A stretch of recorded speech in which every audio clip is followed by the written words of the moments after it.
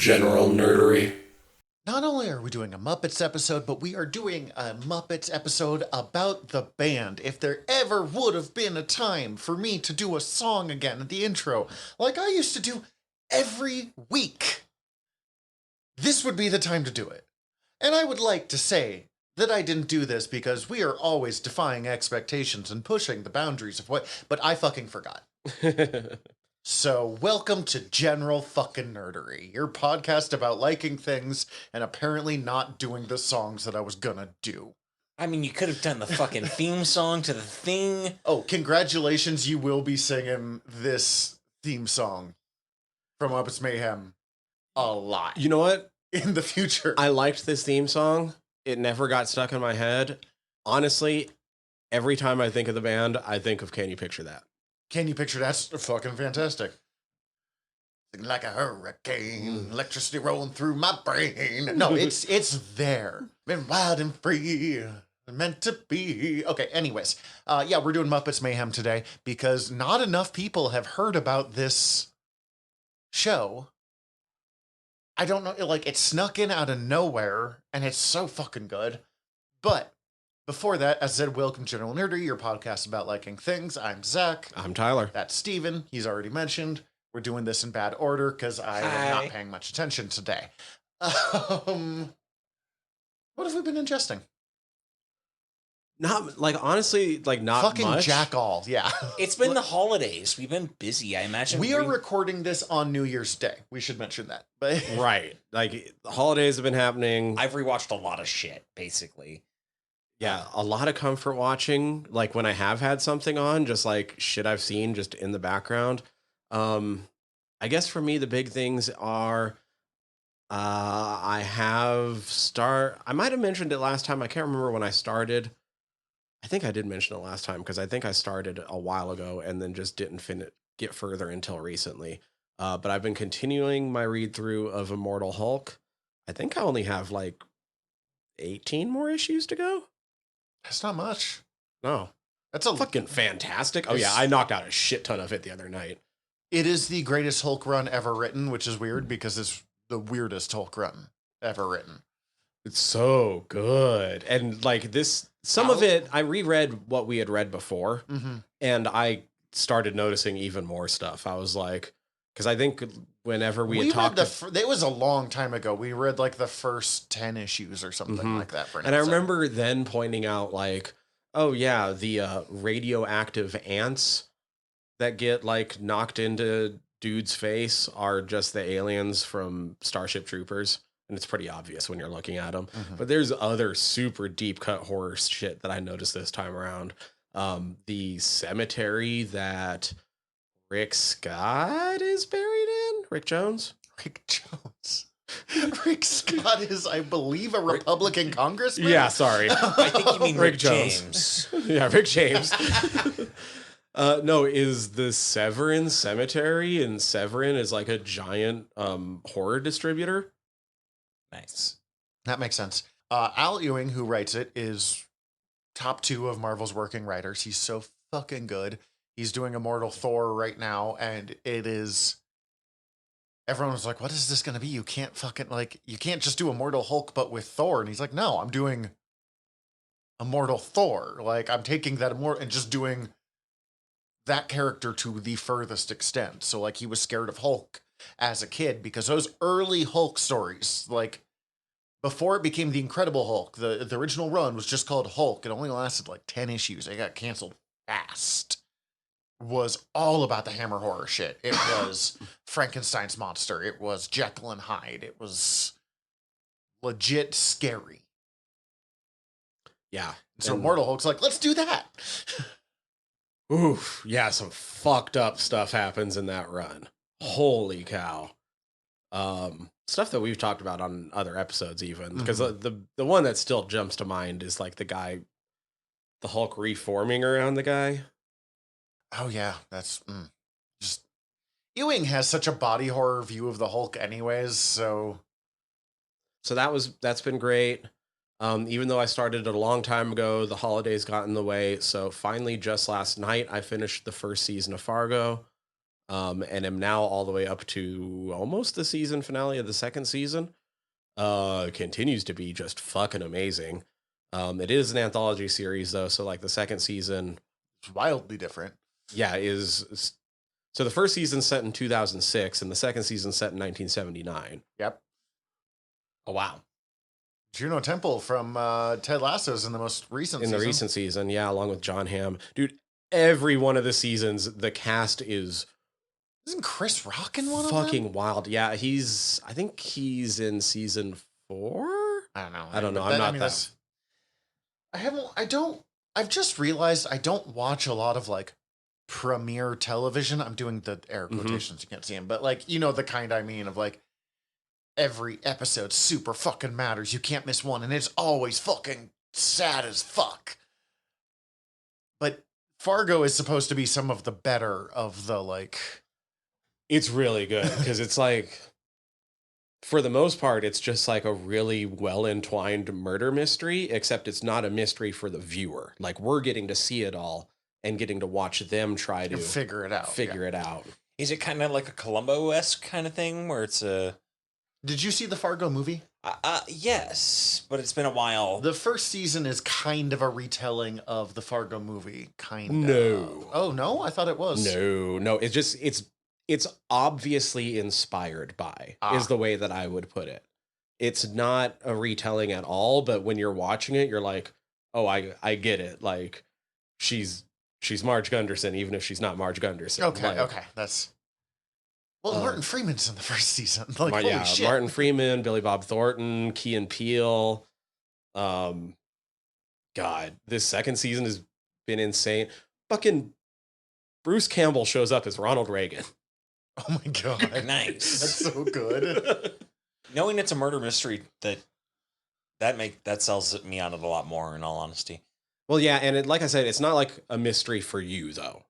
You know exactly what happened, and you're watching like in the second season. You're watching fucking what's his name, Patrick Wilson, Night Owl.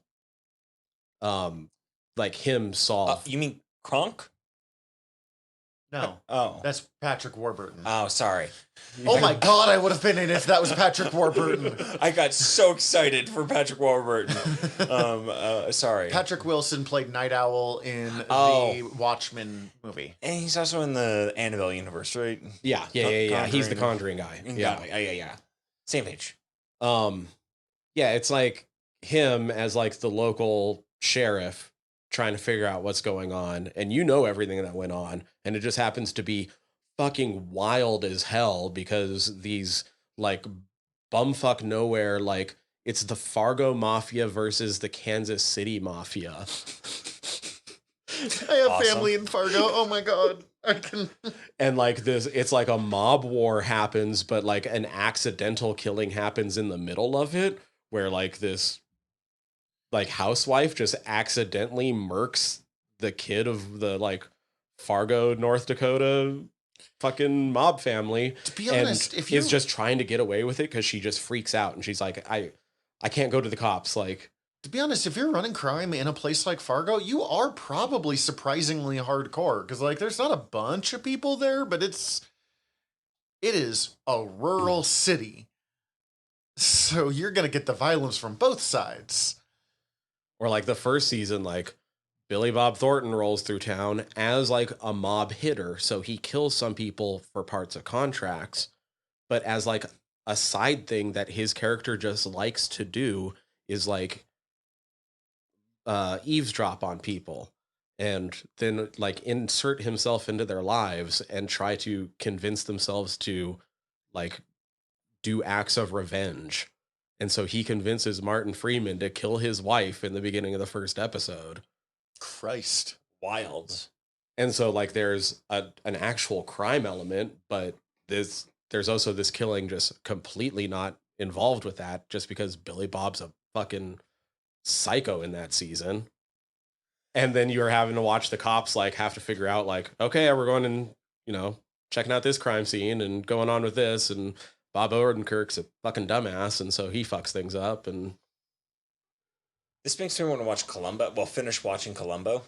Dude, I loved Columbo as a kid. I've never actually watched it until just recently. I watched like a couple of episodes of it. I've only seen like random smatterings. I just A grip of it's on Peacock. I think most of it, is they're just like TV movie murder mysteries where it's basically what happened and it's all about him trying to figure out how to pin it on them essentially, or him figure it out. And it follows a lot of classic detective formula, but instead of, Hercule Poirot or Sherlock Holmes, it's just this kind of schlubby guy. Who loves his wife and has a dog. Crime thriller, I guess. Not so much murder mystery. That's crime thriller. Cool. Or kind of like the British crime thrillers and stuff, where you see everything that's going on, but all the characters only have little bits of what's going on, so you get to see how that all plays against each other. Interesting. I should give it a try. It's really fucking, and it written by Noah Hawley, the guy that did Legion.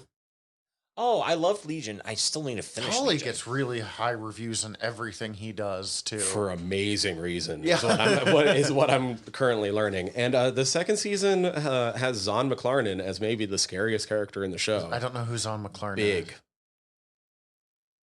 From Reservation Dogs.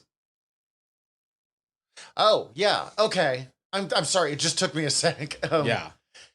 He usually plays terrifying human beings, and then instead in Res Dogs, he's the goofiest fucker. Plays Big, the conspiracy theory super kind tribal cop.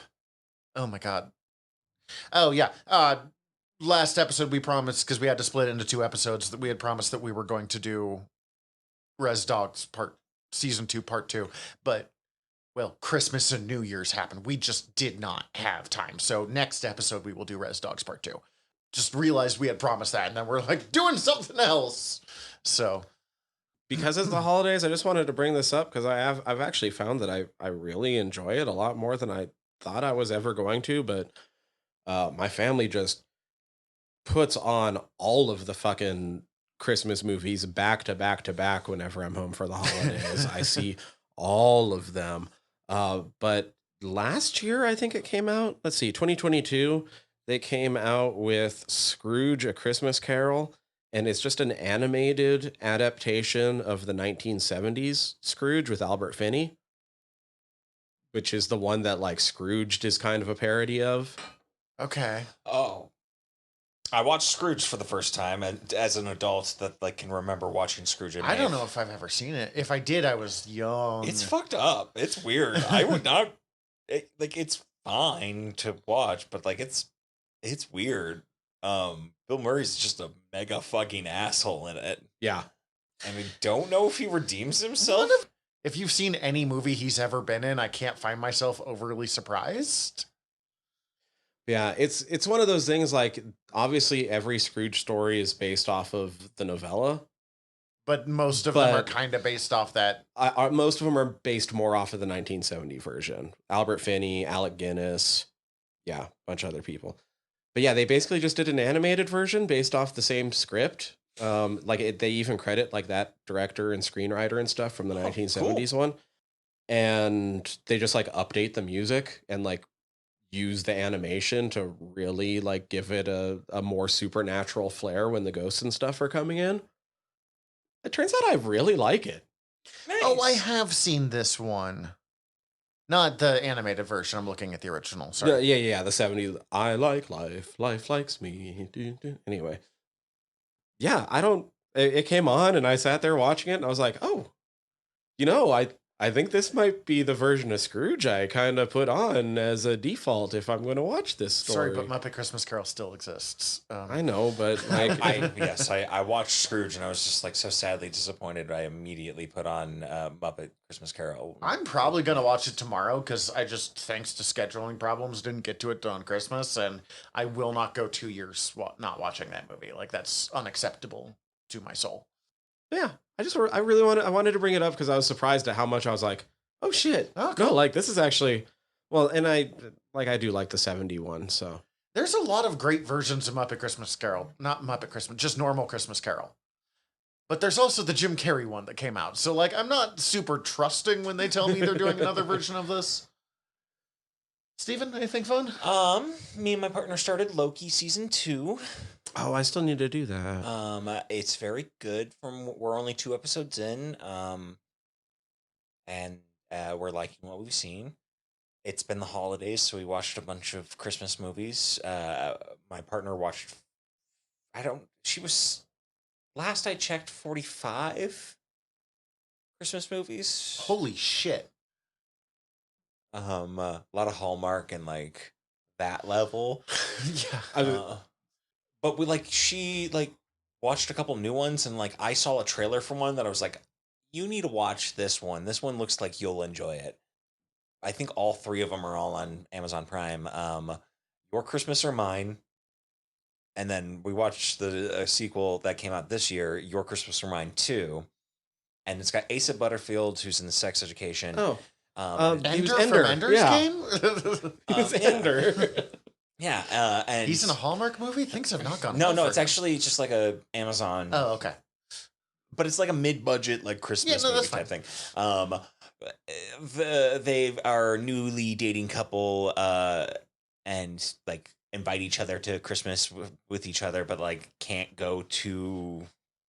They have to go home for Christmas. They can't invite each other to join each other, and then they're on the trains, and at the last moment decide, fuck it, I'm gonna go to their Christmas instead of mine, and they don't communicate this, and they both show up at the opposite, and they have to spend Christmas with their respective families, and it's just like what an incredibly uncomfortable situation for everyone involved. Oh, and of course there's like a dead mom narrative that I didn't know about, and like, but otherwise really fun, and like got like some like charming like mix up travel Christmas energy, and then sequel adds Jane Krakowski from 30 Rock as like Jane Krakowski. Which one is she? She's plays what's her name? Jenna? Yes. I do love her. She's just like a fucking fancy ass writer who's now dating the dad of one of the characters. They're just like introduced as just like a new character to the series. And then the other one is This Is Christmas, which has I can't remember his name, but he's in the first season of How to Get Away with Murder, and unfortunately the other thing that he's most known for is the Harry Potter franchise. He played Dean Thomas. You know what? I'm just gonna say it. It doesn't have to be, unfortunately. He can just be, whether we like Harry Potter or not, it doesn't have to be a shame that we're part of this like giant cultural event. Alfred Enoch. Thank you. Random fucking movie where he's just like, something happens on the train and they all like come together as a people who are all taking the same train together constantly. And then he realizes that they don't know anything about each other, and he invites them all to a Christmas party he plans. That sounds like a bad idea. And it's just delightful and charming, and it's got a woman from Skins, Effie, I think she played on Skins. I don't remember. I didn't watch it. But it's really fucking good Christmas movie that's just like delightfully like it's just like, oh, it's got fucking the guy who plays Wormtail in a Harry Potter 2. Dude, that guy's creepy as fuck. He's creepy as fuck, but he plays a delightfully just like charming old guy who like had is like post alcohol like was famous, became an alcoholic, is now recovered, and is just like living his life. I'm sure he's actually a lovely human being. I feel bad when I say something, but he just plays creepy characters a lot. And my main memory of that guy is, I think the movie was called Gothic. It is a retelling of the night that Mary Shelley and Lord Byron and them. Oh, okay. But through a like kind of psychosexual view. And I think they were drinking a bunch of laudanum in this version. And the times that I watched it, I was coming down from my first ever mushroom trip, and it wasn't a good trip. And why would you watch that on? Because my roommate put it on. Your roommate? No, you know what? I understand. I've put on really bad choices during mushroom trips. This is the same trip. They were like, okay, if you get overloaded, we're going to do the time warp. And I'm like, I don't know what that is. And they're like, you'll be fine. What? What do you mean? Like from Rocky Horror? We're going to... Yes, but I had never seen Rocky Horror at this point. So they had this, because the idea is like, you do the, like, we do this, and you follow the motions and you can kind of reset. But I did not know what the motions were. So I'm completely lost in my own hometown on a bad trip. And they're trying to tell me to do a step to the left and the blah, blah, blah. And I was just like, right, yeah. And then I get home and he's like, I'm going to put on a movie Zach loves to calm him down. This is my very sweet first roommate. Love him to death. The least responsible person I've ever known in my life, but the kindest human being ever. And he's like, I'll put on movies Zach loves. And he put on Moulin Rouge. And okay. It was going, not and the worst idea. Not the worst. He's sitting there being like, this was a great choice. And then the fucking do the can bit starts playing, like the really intense first dance in it, and I apparently just went and he's like, we're gonna change. Like we got to the scene in the Gothic tower, like Tower of the Elephant, where like Roxanne is playing and she gets attacked, and that's when I had to be like, we have to stop. One quick question: what would we play for Zach on a come down right now? Knowing him right now, not saying he's coming on a come down. Gonna be a wild episode, boys. Muppets Mayhem. Muppets Mayhem actually is a great choice. I was gonna say like Muppets, Muppets from Space. That's a good one. Treasure Island. Treasure Island's a great one. I know the All-Star Superman calmed me down once. The animated, well, most Superman things I find really good because I find it kind of like peaceful and inspiring. Superman 4: A Quest for Peace. Not that one. All-Star's so good. Yeah, the comic's better, but the adaptation is pretty solid. WALL-E's pretty good. Loki, bunch of Christmas movies. Watched 2001 comedy classic. In that it was constantly played on Comedy Central. Out Cold. Oh, I thought you were gonna say the Hebrew Hammer. King of the Mountain. Dude, I watched Out Cold so much as a kid. King of the Mountain. King of the Mountain. Starring Jason London. I can't remember. I couldn't remember if it was Jason or Jeremy. The guy from Mallrats and a few other people. Lee Majors, Zach Galifianakis. Tom Lennon's in it. Thomas Lennon's in it. Oh, that's right. Is he the gay bartender that's pretending he's not gay? No, that's Roy from The Office. Holy shit. Okay. Also, David Koechner's in it. Yes. Who's also in The Office as Todd Packer.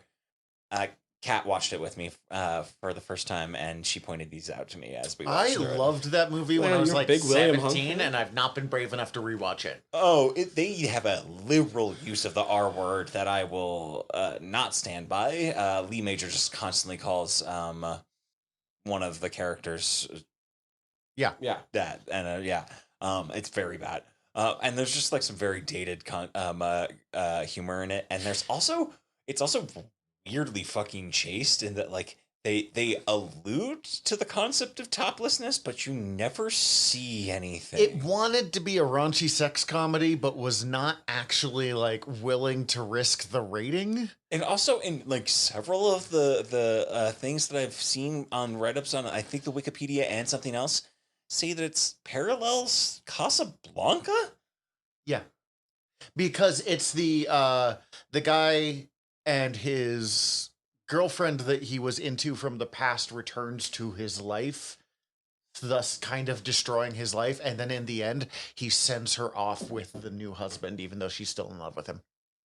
Yep. Except instead of Nazis, it's Lee Majors?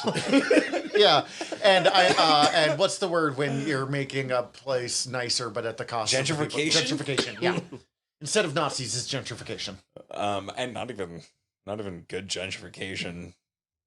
2000s era gentrification. It's really hard to explain the moment in time that was early 2000s sex comedies. And it also just that like this kind of movie does not exist anymore. Like mid-budget movies don't exist in this form. No.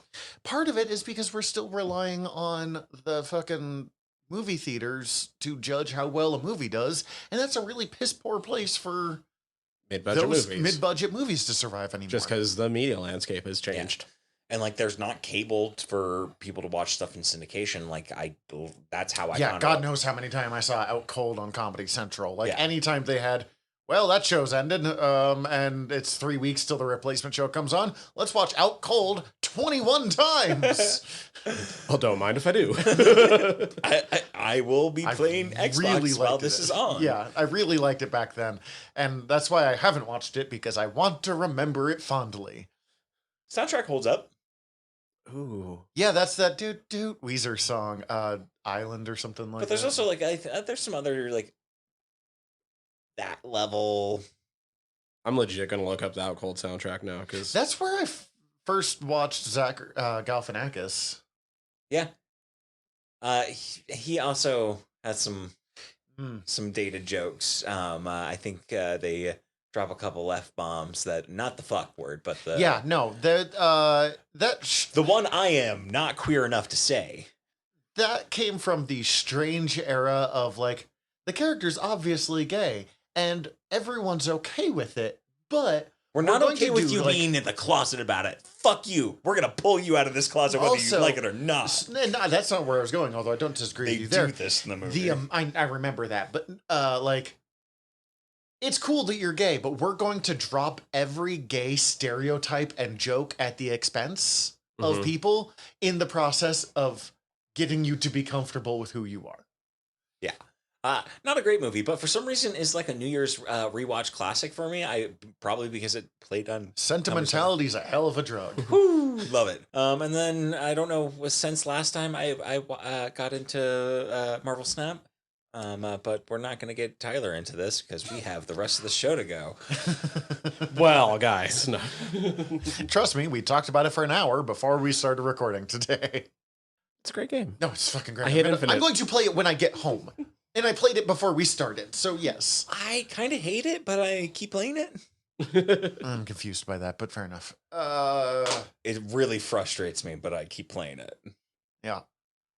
Let's see. I've got most of my shit as repeats. Steven hooked me up with Peacock, so I've been watching a shit ton of Brooklyn Nine-Nine, especially since Andre Brower died. I think I mentioned that last episode, but I'm halfway through season 3 now. No, I'm into season 4 now. They're working on the night shift. I did find a compilation online of every insult Captain Holt does to his nemesis Wunsch. Mm-hmm. And I've stolen several of them, and I have called someone a Korean toilet ghost since, as a result. Oh, God, who? Not going into that. Okay. That's unimportant right now. I guess someone... Do I know this person? They were annoying me. Okay. Let's see. I've been watching some Parks and Rec, but I haven't been watching, like, watch through. I've just been... Here's episodes that I enjoy. Well, yeah, there's... I'll just jump through certain whole sections of that show at this point. I like Parks and Rec, and at some point, Cece and I are probably going to sit down and watch through all of it, but the pacing of the show can be a little weird sometimes, and it's one of the shows that will sometimes pique my social anxiety, which is why I do not think I could do your Asa Butterfield Christmas movies. Oh, yeah. No, you'll love them.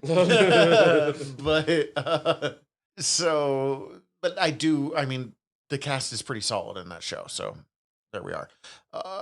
I also, I mean, some Deep Space Nine. The problem is the new things that I've watched are things we have episodes coming up about soon. Because the most, I rewatched Book of Boba Fett, finally finished a rewatch with that with my buddies, but like, all of the new Doctor Who specials, and I got me a lot of thoughts about those, but that episode's coming up in like a month and a half, so I kind of want to like save it for that. I have one other thing real quick. While also on the Disney Plus app, because of Loki Plus and Muppets Mayhem, I randomly started rewatching the Lilo and Stitch TV series. I've never seen the TV interesting. series. They do a TV movie that basically sets up the TV series where it's basically Stitch's Experiment 626. And they find the other previous 625. Yeah, so like they get loose on the island, and basically anytime they get wet, they become like, they're dehydrated. So they become full-on experiments. So they're the gremlins. Yeah, and then it's a monster of the week thing where they're basically just like, well, we got to track down all of our cousins. You know what? On the scale of Disney Channel adapting TV shows into full-on cartoon series of that era, because they also did that with Aladdin and The Little Mermaid, Lilo and Stitch has the best premise for that. Yeah, and I think they do like a really good long run that then they do another TV movie and another movie. Yeah. I love Lilo and Stitch. It's my favorite Disney movie. It's great. It is a really good movie. It's my favorite Disney movie. Full stop. Damn. I guess I've never decided to rank them. Maybe we'll have to do that for an episode because it's going to take me too long to think about it right now. Aristocats. Ooh. Good pull. I watched that one a lot growing up. So that was mom bought the stuff from her era. So those are most of what I know. Seen it a lot. It's pretty great. It'd be on the list, but not. That's fair. That's fair. That's fair. Not top 10. It'd probably be top 10, not top 5. Aristocats doesn't make me cry like Lilo and Stitch does. So I'll give you that. You knew I was going to do this. I remembered one other thing while we were all talking. Of course. Steven saw it happen in my eyes. I was like, wait for it. I'm going to end up re-going through this probably another 5 times in the next month. Res Dogs. No. Well, yes, but this will be easier to fit in because it's only 6 episodes. Did you guys know Garth Marenghi's Dark Place? Because I finally watched it for the first time, and it blew my fucking mind. It's so good. It's very good. I haven't actually ever finished it, but I've seen a couple episodes that my friends forced me to watch while I was very high. Which is why I've never. That's the reason I haven't gone back. I forgot about it, but I contextually remember it being great. Okay, so the 6-episode series it's got a meta narrative framing where it's set up so that it's supposedly a special release of a television show that had originally aired back in the 80s that had only ever actually been broadcast in Peru and became a lost series, but people have recovered the tapes, and so now they're airing it for a modern audience. And it's a supernatural hospital soap opera based off of the writings of a fictional horror author, Garth Marenghi, who both directed and starred in it. That's a lot to unpack. With Matt Berry and Richard Ayoade. Yeah, Matt Berry plays Garth Marenghi. No. This guy, Matthew Holness, plays okay. Garth Marenghi. That's right. And so there's bookends on every episode of them in the present day commenting on having made it. And then the show itself is done in the an 80s soap opera style and is supposed to be found footage. But it also never existed. The whole everything about this is fictional. Okay. Okay, my brain hurts. It's less confusing once you watch it. No, I get the basic concept, but there are arguments and stuff in a lot of superhero design, you should be able, or in cartoon design, you should be able to identify someone just by their outline. Homer Simpson, you see just the outline, you're like, oh, that's Homer Simpson. Or there's an argument that you should be able to explain whatever your concept for your show is in 2 sentences. I think you technically did that, but they're just it run was on some sentences. Convoluted fucking comma-laden sentences. The best way to think of it is it's Black Dynamite for supernatural hospital soap operas. Love it. Okay, see, now that, yes. Yes. Oh my God. I've never heard of this. It's the episodes that I've seen, they're fucking incredible. Every bit of it is just packed through with so many big in your face noticeable jokes, but then just subtle things, and it itself is an intentional over the top parody of that style of soap opera. And I believe it's from isn't it from the same era as Mighty Boosh and yeah, so this was it was IT Crowd, that relative era of British comedy. I was about to say, I think this would have basically been what blew up Richard Iowade and Matt Berry for the IT crowd, because I think this was 04 and then IT crowd was 06. Okay. Nice. Yeah, just I think it aired on Adult Swim at one point, right? yes, it did. And Sci-Fi Channel. Weird. Sci-Fi Channel's done some weird, cool shit. I loved the Sci-Fi Channel back in the day. Even their garbage shows were awesome. Did I tell you I found Eureka, the complete series on Blu-ray? Yeah, because that show's perfect. I found the complete series at the Goodwill for $5 for 2 things. Even when it's bad, it's perfect. So good. Now I'm done, though. Okay. Garth Marenghi's Dark Place. Well, let's take a quick break, and then when we get back, we will discuss the Muppets. So, it's probably a month or two ago now, but there was, Disney was announcing like what shows are ending and what shows are getting a second season or whatever. And there were so many clickbait articles I saw of like, Muppets Mayhem canceled after 1 season. But I feel like that's this show did not need a second season. I would have watched it, don't get me wrong, but like they do set up for one right at the very end. Sure, they do very explicitly set up for one at the very that end. It could be but also just the way it's set up. I mean, spoiler alert, at the end they go on tour. There's no part of that like it doesn't feel like you need happen. to see it. And that's actually a very good point, considering that like I had a contextual like understanding of the Electric Mayhem throughout this series without feeling like I've never really seen them a lot, but I just like kind of rolled with it. Like I was like, well, yeah, that's just how it is. Like they have that backstory. I don't know it. I don't need to know it. I'm just going to go with it as I go.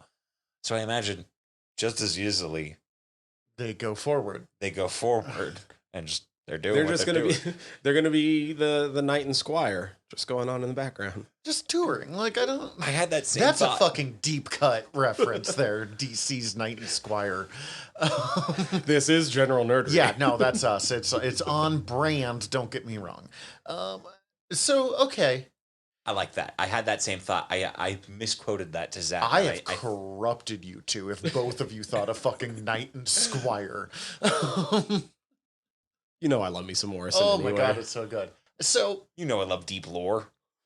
Tyler and I did a Muppets episode in like the first 3 months of our show.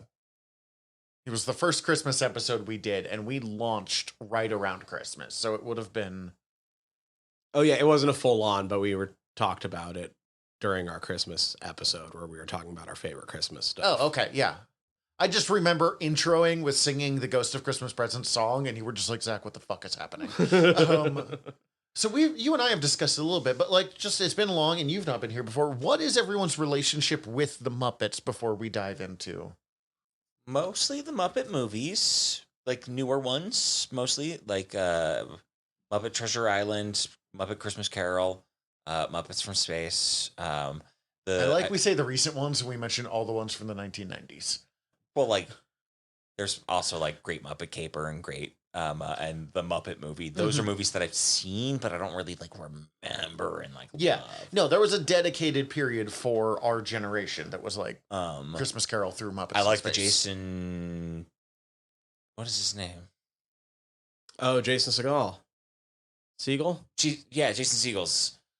My brain was saying Statham, and I'm like, 1, would watch that. 2, I like that one too. We're talking. Yeah, I like that one a lot. I never saw the second one. Muppets Most Wanted. Yeah. It's got Tina Fey in it, and I do like Tina Fey and Ricky Gervais, which is why it Back lost and me. forth. I used to like Ricky Gervais, and he got old real fast. And then fucking Muppet Babies or Muppet I hated Muppet Babies as a kid. I watched the shit out of the Muppet Babies as a kid. Yeah, same. Me and my partner realized that we are Kermit and Miss Piggy are like relationship dynamics. No, because you two are happily together. Oh, good point. They're not together anymore. I forgot about that. It's so weird. I mean, okay, so my relationship with those two is a lot of like the Muppet Show, where he's desperately like trying to run away from her. Yeah. It wasn't until like the movies that he actually got into her. But anyways, that's not important. Yeah. Yeah, no. And then like a smattering of the Muppet Show episodes. But that's mostly been since it's been added to Disney Plus. Tyler? Ton of Muppet Babies, but like I'm trying to think. Like I honestly might have seen the '79 movie first out of anything because I think I saw it once while I was being babysat before I got in. For me, it was either that or Christmas Carol. I mean, Christmas Carol came out in 1992. I was born in '88. Like I could not tell you which one I saw first.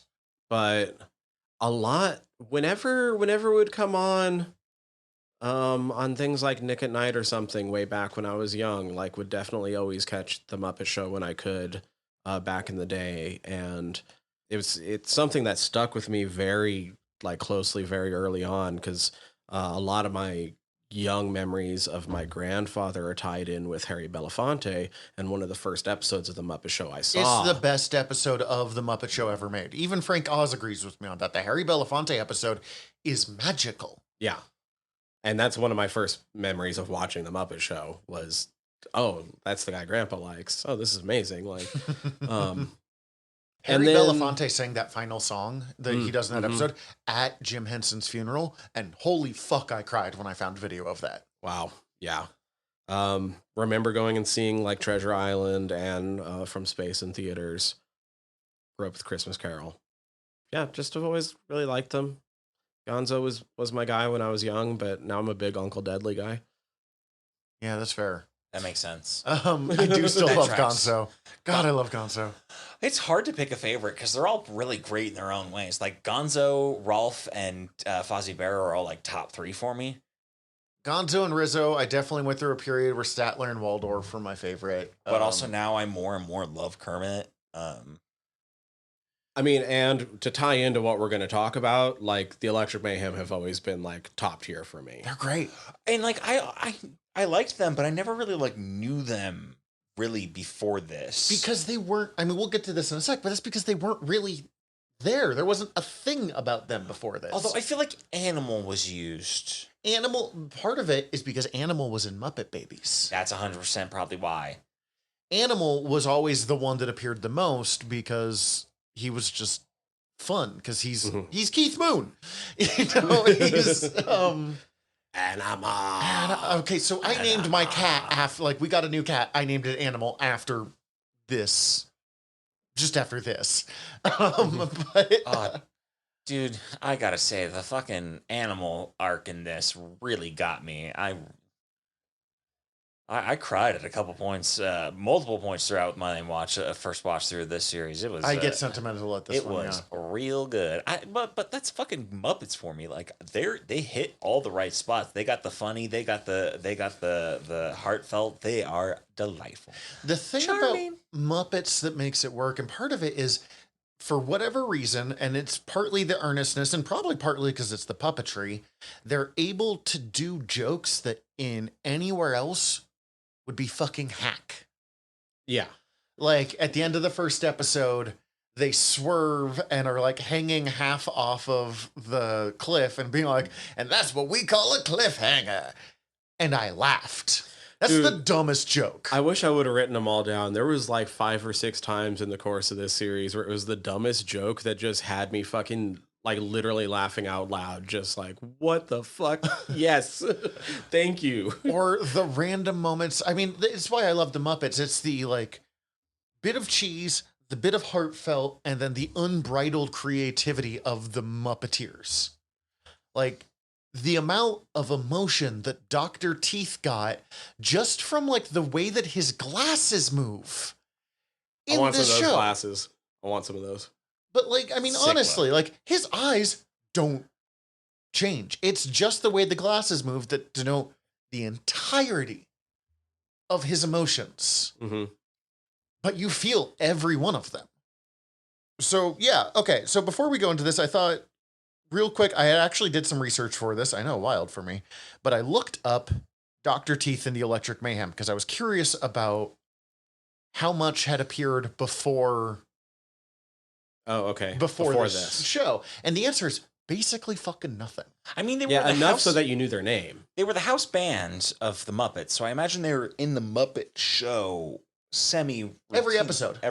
But like, usually it was just them doing like they're playing in the intro kind of stuff. And the first episode has, I think, an iteration of Floyd doing the Manamana song. I don't know for sure. Really close to Floyd. It has the same eyes. I mean, Dr. Teeth was a Jim Henson performance. His biggest thing back in the day was he's based off a New Orleans musician named Dr. John. He debuted in The Muppet Show, Sex and Violence, which was the second of 2 pilots for The Muppet Show. I've not seen that one. He was replaced by... let's see. Dr. Teeth only sings lead vocals on the second Muppet pilot and during the first season, and these songs were only written before Ralph the dog had become firmly established as the regular Muppet pianist. So he was replaced by Ralph the dog in the Muppet Show, but then he came back because he's Dr. Teeth. He's just fun. I like that you find out that he's an actual doctor of teeth. Right? The amount that I just accepted, like, that this is established backstory for these, like, 50-year-old characters that just came to be this year. I also love the little, like, just a little bit of interconnectivity that you see throughout this, there's... Each character has, like, their own through lines that you just see kind of interweaving as you kind of learn the backstory of how the band forms and just, like, became a thing. Mm-hmm. Mostly with, like, Teeth, Floyd, and Animal. I came in as a pretty big Dr. Teeth fan, but Floyd might be my favorite member of the band by the end of this series. I don't know, man. I really love Lips, and I don't know why. Honestly, the biggest thing the Electric Mayhem had was... after all of their stuff was canceled and they weren't really making like the Disney Channel movies anymore. I don't think it was actually Disney Channel, but it was not big name movies after Muppets in Space. They started doing YouTube shorts and the band was heavily involved in those. Interesting. Like Muppets Bohemian Rhapsody, which is a great... Oh yeah, that one's great. It's just them singing Bohemian Rhapsody, but let's see. Next we have Animal, originally portrayed by Frank Oz. He's based off mostly Keith Moon, but other names that have come up are John Bonham, Ginger Baker, Mike Baird, or Lee Von Helm. Those all make sense if you know those people. And original performer Frank Oz stated the Animal's character can be summed up in 5 words: sex, sleep, food, drums, and pain. Holy, I didn't know this. What? Voiced in Muppet Babies by Dave Coulier and Howie Mandel for the first season. Jesus Christ. Interesting. Animal's interesting because, I mean, as I said, sex is one of his 5-word descriptions. And he gets, I want to say infantilized, but not in like a bad way. He's just treated as like a much more kind of innocent creature as like stories go on here. There's such a primal nature to his energy that it just seems like it's like... It's literally like he doesn't know any better. Yeah. Floyd Pepper, Sergeant Floyd Pepper, laid back hippie bassist, obviously has hardcore The Beatles references going on with him. Was kind of the leader of the band for a while, and one of his big things going on is that he thought he was a brilliant creator, even though he himself admitted that his music was terrible. Which explains where the whole the king of jingles comes from. I liked his jingles. They were great. Yeah. Janice, who is, Janice. Janice Joplin, sure. Mary Travers, Peter Paul and Mary. For sure. For sure. The Forsurelians creep me the fuck out. For sure. Was originally involved with Zoot in the first season of The Muppet Show before they paired her up with Floyd, because they tended to go with, if the puppets and if the puppeteers had good back and forth with each other, they would change the relationship of Muppets to fit so those two would interact more. And I always mix up Zoot's the saxophonist, and he's the one who's like, his eyes are never open, right? That's Lips. Lips is the trumpet guy who wants to save the world. Okay. Zoot is the saxophonist who is always unaware of what's going on. And taking pictures in Muppet Mayhem. Yes. Okay.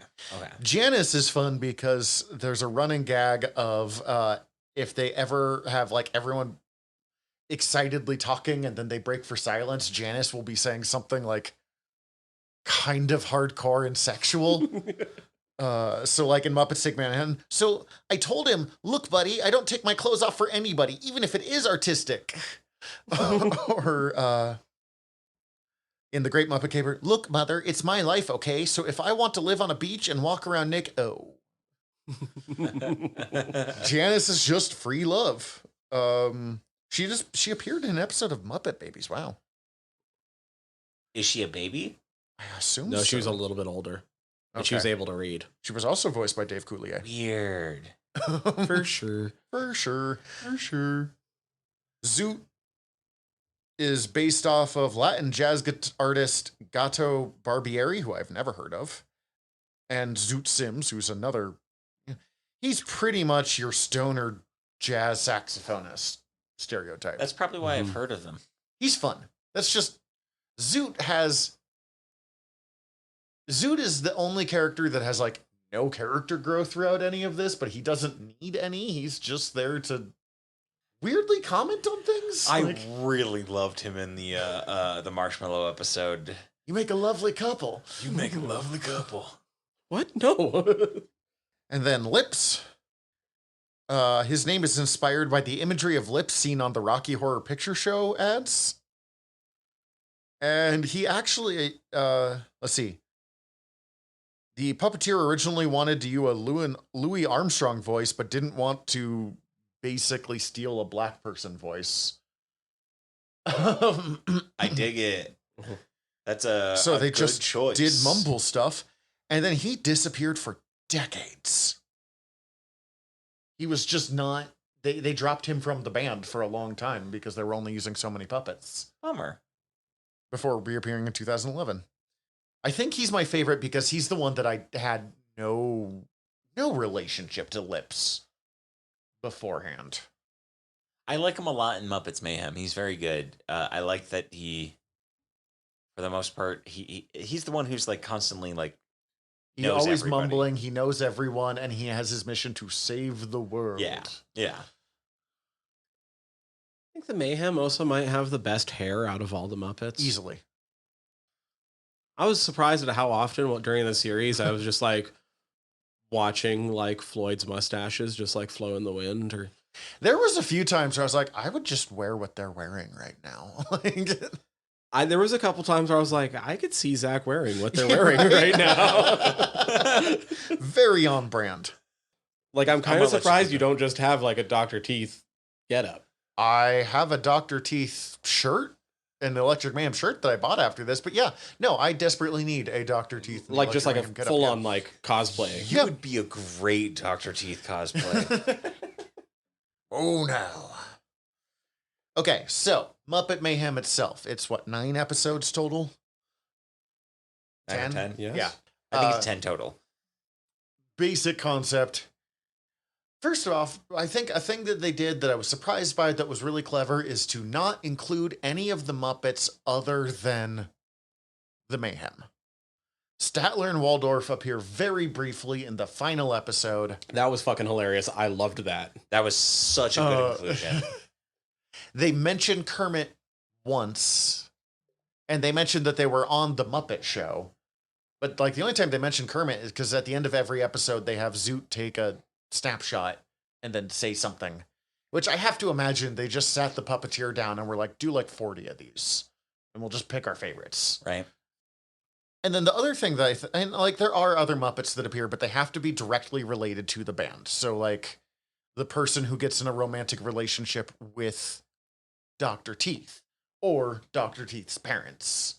Everyone else is just normal humans. Any other Muppet thing, you'll generally just find like the occasional Muppet just walking down the street. But for whatever reason, they didn't feel a need to do it. But it kind of puts the emphasis on the band that way. Probably also because they could have gotten and did get every other fucking human guest star imaginable. Holy shit. That is what is interesting about the Muppets. They can get anybody. I mean, I know Danny Trejo is not a get in that, like, He'll do most things. you pay him a day rate, he will show up. He has a great story about the Muppets, though. And that's why I imagine he probably would have done this for free, because Danny Trejo is amazing. Because he did a Muppets thing, and he was talking about it, and he's like, my mom had just died, and I didn't have time to deal with it, and I was working, and so I was just kind of holding through. And the Muppeteers will stay in character as much as possible. It just helps with the process. So they're singing out, and Kermit the fucking Frog comes up to him, and it's like, hey, Danny, like, I heard about what happened, and I just wanted to say how sorry I am and see how you're doing. And apparently Danny Trejo just burst into tears talking to Kermit over that. Oh my goodness. Well, and I've heard multiple stories from people who have worked like with the Muppets and various things where they are always astounded by how much they just end up continually talking to the puppets. Alice Cooper's got stuff. On the Tonight Show, they would have problem because people would try to mic Kermit instead of Jim Henson. And they're like, we're getting weird stuff with Kermit. And he's like, I don't know why. It's just from me. And they're like, oh my God, we're pointing the mic at the puppet. He doesn't do ventriloquism. He just, oh my God. Like, Well, you got to get a second mic and leave one for the puppet so you can play to the illusion. they almost did a animatronic touring live show of Dr. Teeth and the Electric Mayhem, and I fucking would have gone to it. And I have no interest in most animatronic I would go to that. anythings. Like, Don't do it animatronic and just have the have puppeteers do a live show. And don't care if it's a backing track and they're well, yeah, you have to assume it would be. lip syncing. I'm doing air quotes there for the listener. Apparently, Nora is like the main human character in the series. She's apparently like YouTube famous. My partner or something. I don't know. I don't know who. I have no. I'm trying to look her up right now. The wild thing is, She originally appeared under the pseudonym Superwoman. Her YouTube username until 2019. She was included in Forbes' list of world's highest paid YouTubers. Damn, yeah. So she is YouTube famous. Wow, she's a really good actress for YouTube famous. I mean, like, not to knock on YouTube, we do a podcast, but a lot of like people who try to jump from streaming content on YouTube to actual acting, it's a challenge. don't stick the landing. It's a challenge. That's another weird thing in that, like, I never questioned her relationship with the Mayhem or her existence. I just was like, oh, okay, cool. I didn't question her existence, but like her character was what really pointed out to me that unlike most of my other watching, this was no longer prestige TV. Her and Taj Mowry, nothing against it. I actually love seeing Taj Mowry again. That's Moog. Yeah, that's Moog. Okay. Yeah, I watched a random episode of Smart Guy after this. Yeah, I was like, fucking, I used to get down on Smart Guy. Like, this is great seeing him again. But like his character is straight out of like 90s sitcoms. Yeah. The way, and I'm like, okay, no, and like nothing against the show. I was just like, I had to like readjust my brain for a second. Like, holy shit. Right. I'm watching the Muppets. Oh, but also just like this season is 2 episodes long if it's just listen to Moog. And most of the time that it's not listen to Moog, it's because of Nora, and it got really old for me really quick. I like Nora. There is a lot of kind of like kids TV having to learn lessons the hard way kind of stuff. And I get like having to give her room to grow, and like you can't just start her off as like an awesome character or else there's no tension, but it was a lot for me. I will say in defense of Nora, yes, you're right. She is the one that has to, like, 90s learn to like commit to the band and like live authentically and yada, yada, yada. But they still, even from the very first episode, even when she's being like trying to be kind of slimy is not the right word, but kind of like smooth talking executive stuff. Fake it till you make it. Mm-hmm. Yeah. Even when she's at her most annoying at that, they do a decent job of still making her likable. She wasn't the worst. She could have been a lot worse. And like if she was worse, I don't think I would have liked the show as much. But But of all the characters, I was like, God fucking damn it, Nora. No, Nora, you need to shut the fuck up is definitely a thing. But like bringing in the sister and having that admittedly pretty good relationship between the two of them of like deep love, deep loyalty, connection. She raised her sister after her parents died or whatever went on with her mom. That was never made quite clear. But also now she's living on her sister's couch and they're driving each other insane. Helped humanize her in a way that would have, because she would have been insufferable if we only had work Nora for the first like 5 episodes. But anyways, basic premise of the show. Nora Singh is a woman who is trying to get into the music industry, wanting to produce albums and legit devoted to music. And the company she's working for, Waxdown Records, is about to go out of business.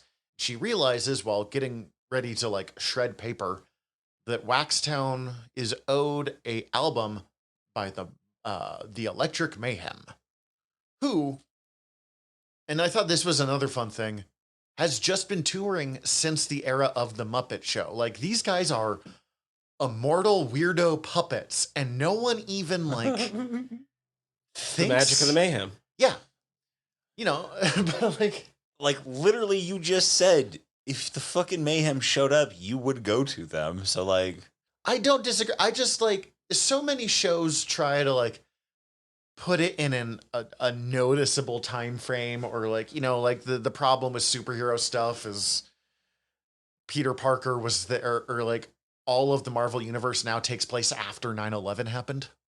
Right. Weird. Yeah. But they don't bother to try with that. They just, everything that the Muppet or the Electric Mayhem has done happened when it happened in the time.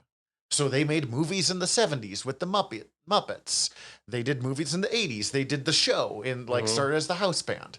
They've apparently been touring for the rest of the time. Yeah, the better part of like 20 plus years now at this point, which has such a Rolling Stones they refuse to retire vibe, which is even better considering the Rolling Stones released an album like a month ago.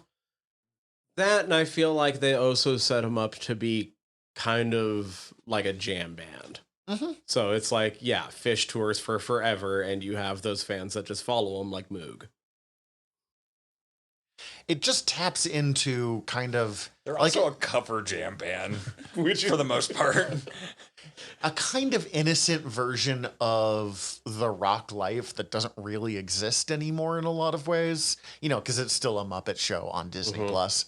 Although, they have... Who is it? The guy from Motley Crue that they, in the first episode, say... oh, Tommy Lee shows up, yeah. Yeah, they tattooed the mayhem on him while he was passed out. That's kind of messed up.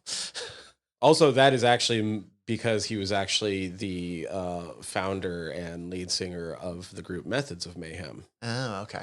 Yeah, I wasn't sure about the tattoo, whether or not it was a sight gag, or if it was a real thing for him, or if he had it for a different reason. They were like, well, let's get that guy with the mayhem tattoo. Who infamously partied really hard back in the day. Yeah. The same guy who made a sex tape? Yeah. Infamous for his sex. Like, probably these days, and his giant most wang. famous for his sex tape and his giant wang. Oh, especially because they just did that Pam and Tommy story. Yeah. Pamela Anderson did not approve of that movie, and so I can't bring myself to, like, approve of it, but... Apparently, at some point, they, like... animate his dick and make it talk. Oh, that thing. Yeah, no, I heard about that thing. It's supposed to be like a coke-fueled, like... Yeah. That tracks. Hallucination or something for him? Mm-hmm. And isn't it Bucky Barnes? Yeah. Yeah. Oh, wow. He's also in Mamma Mia. Yes. Okay. If I'm remembering correctly. Sebastian Stan is the person's name. Isn't he in Preacher? Sebastian Stan? No, he's not in Preacher. Oh, wait, I might be thinking. No, you're thinking of the guy who played Howard Stark. Yeah. Maybe you're not. Maybe you're just, I don't know. No, that is the guy who played Howard Stark. Now I'm not sure which one of those two guys is in Mamma Mia. Oh, okay. Doesn't matter. Muppets Mayhem.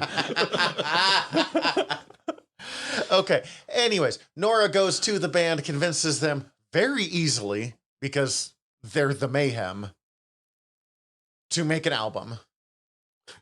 If Man Thing was a rock band. Yep, just rolls with the flow.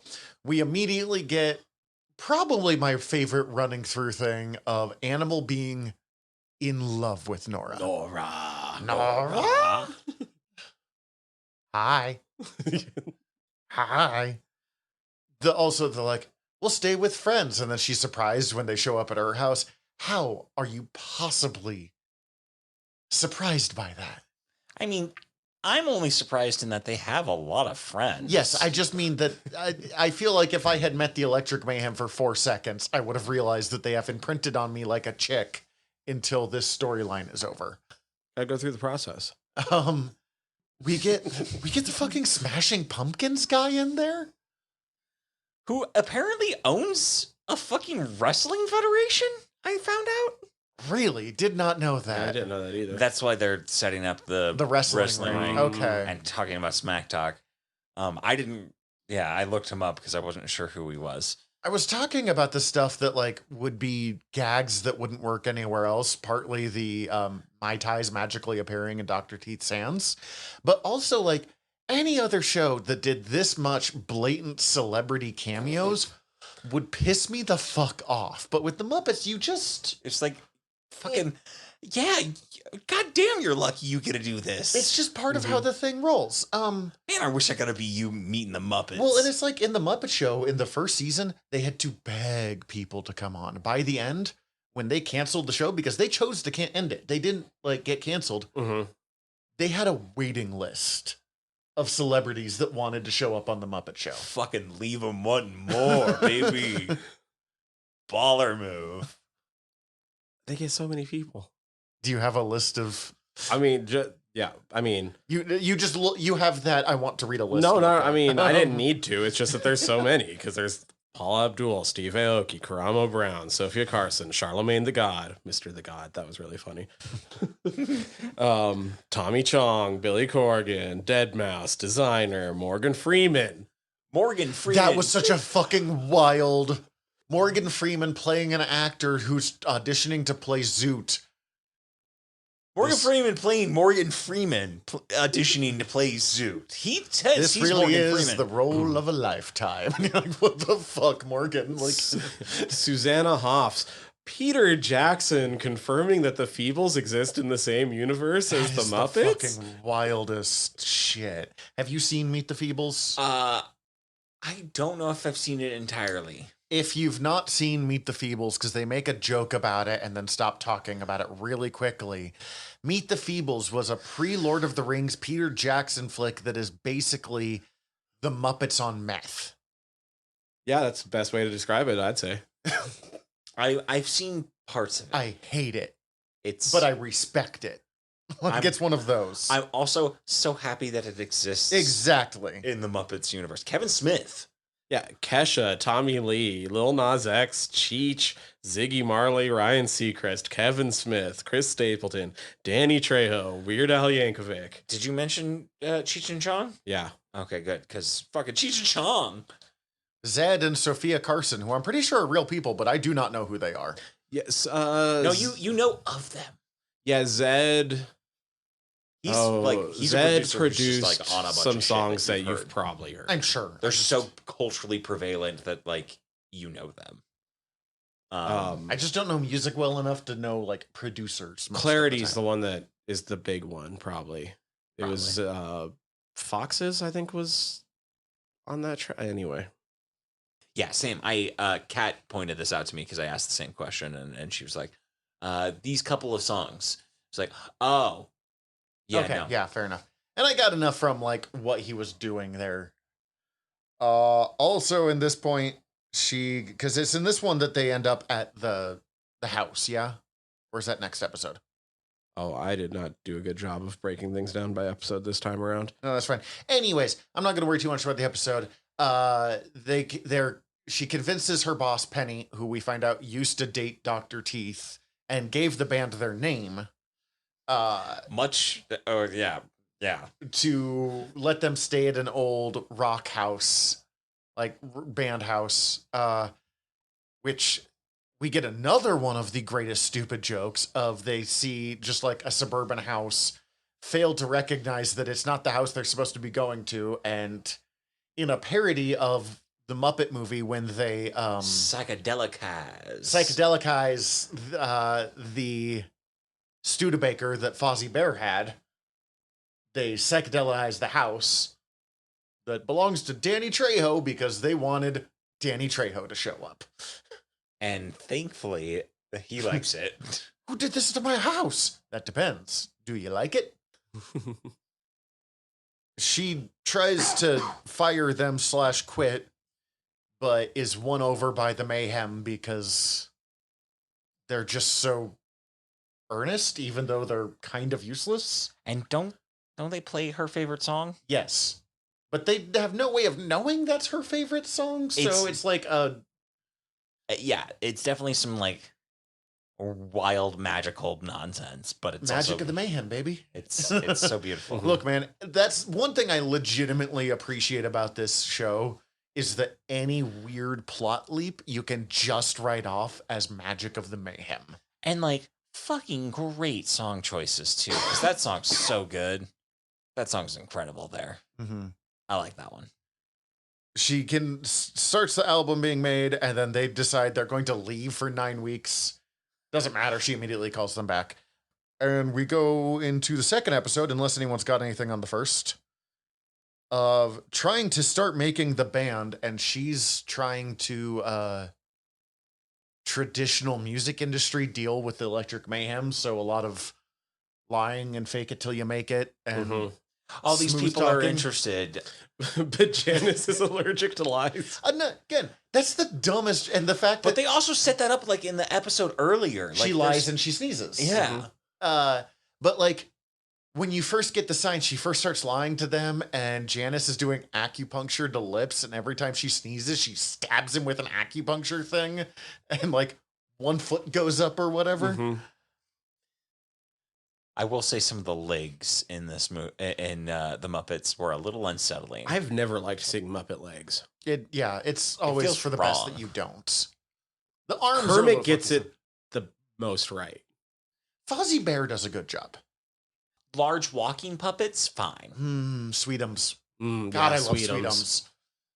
Sweetums can't be my favorite Muppet because there's not enough to him, but I know just it's love Sweetums. not a Muppet, but like Big Bird.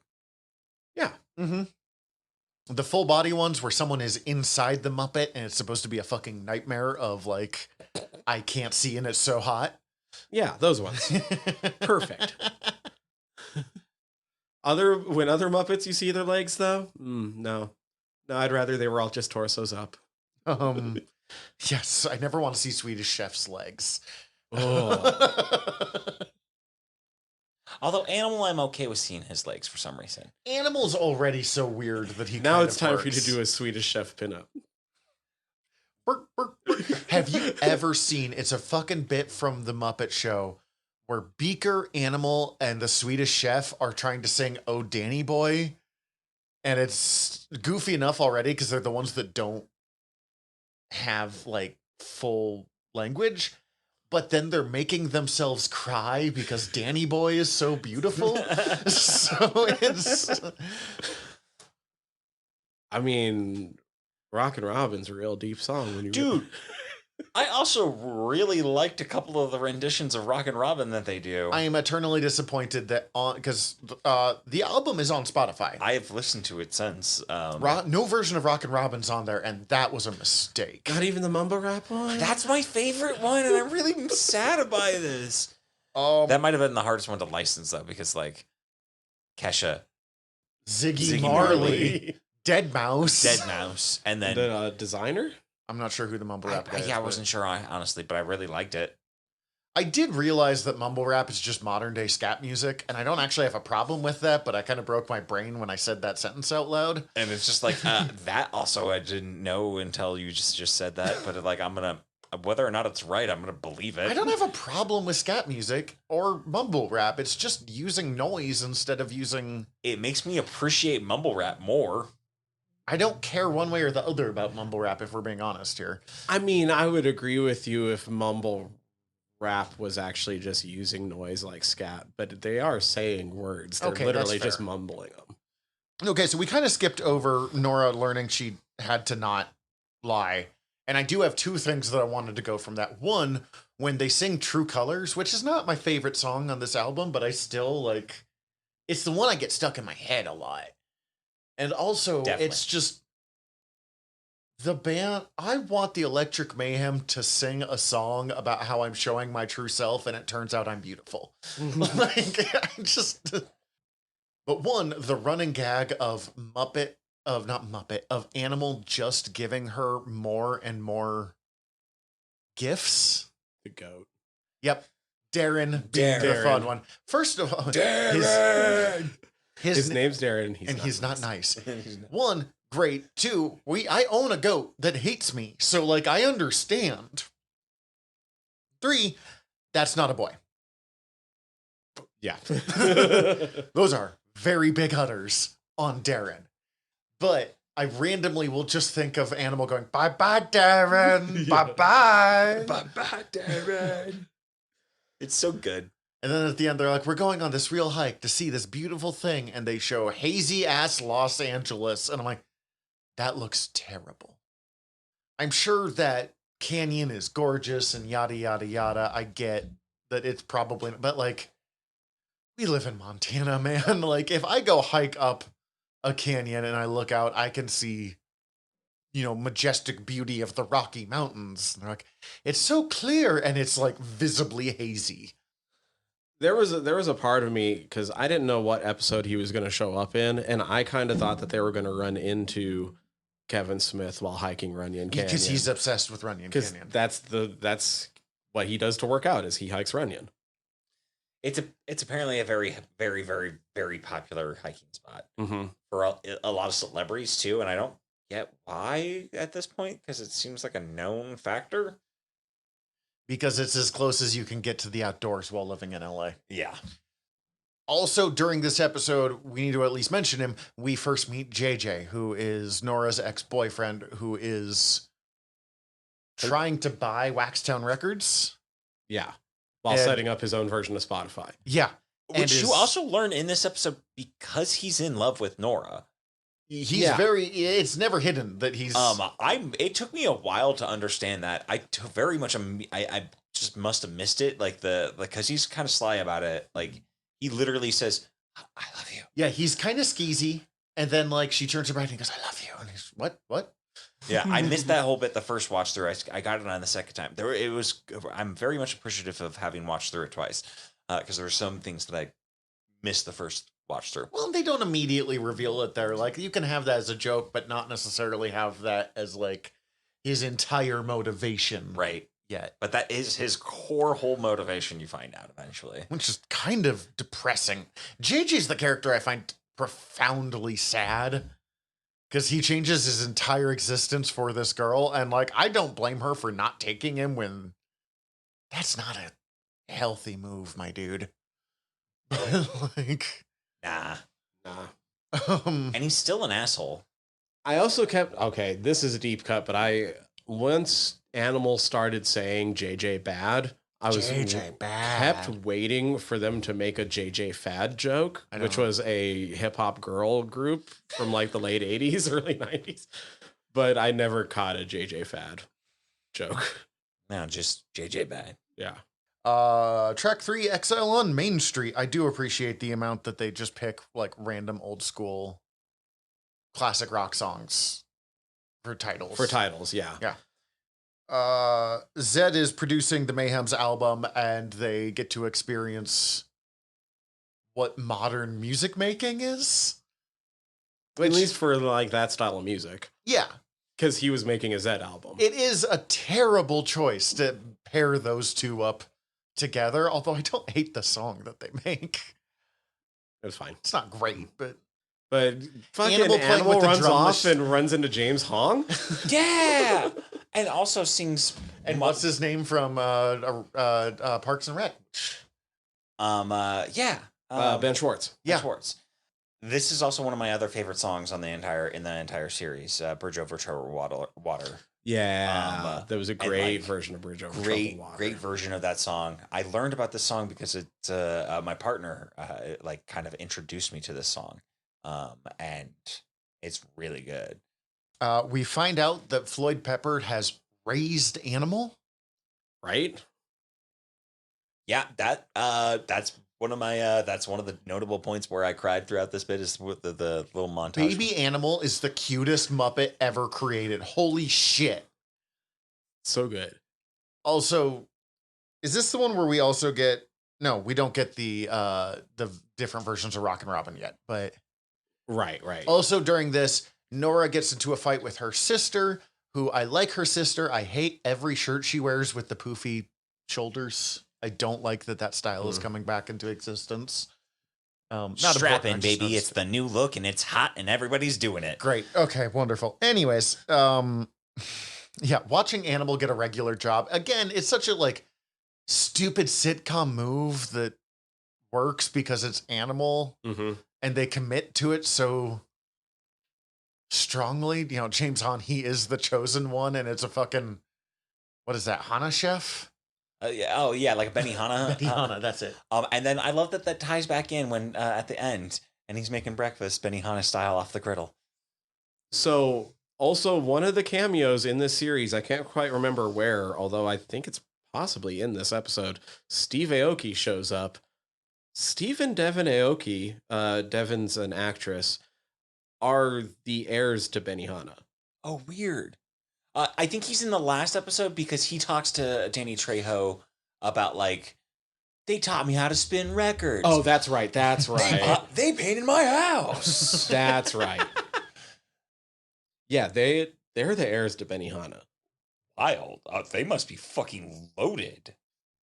When I was talking about the amount of emotion that they can get with absolutely like nothing from the puppets, the bit where they're like, Animal's always coming back, and Teeth is starting to go, I don't think Animal's coming back. Yeah. I was like, holy shit, that is like a weirdly incredible performance for such a goofy little like moment. Also, we get, I think for the first time, Lips's tendency to think that anytime someone disappears that they're dead. What if he's dead? Yeah, you find out that Animal was raised by Floyd. Like, just dropped off in a cage with a little sign saying, keep.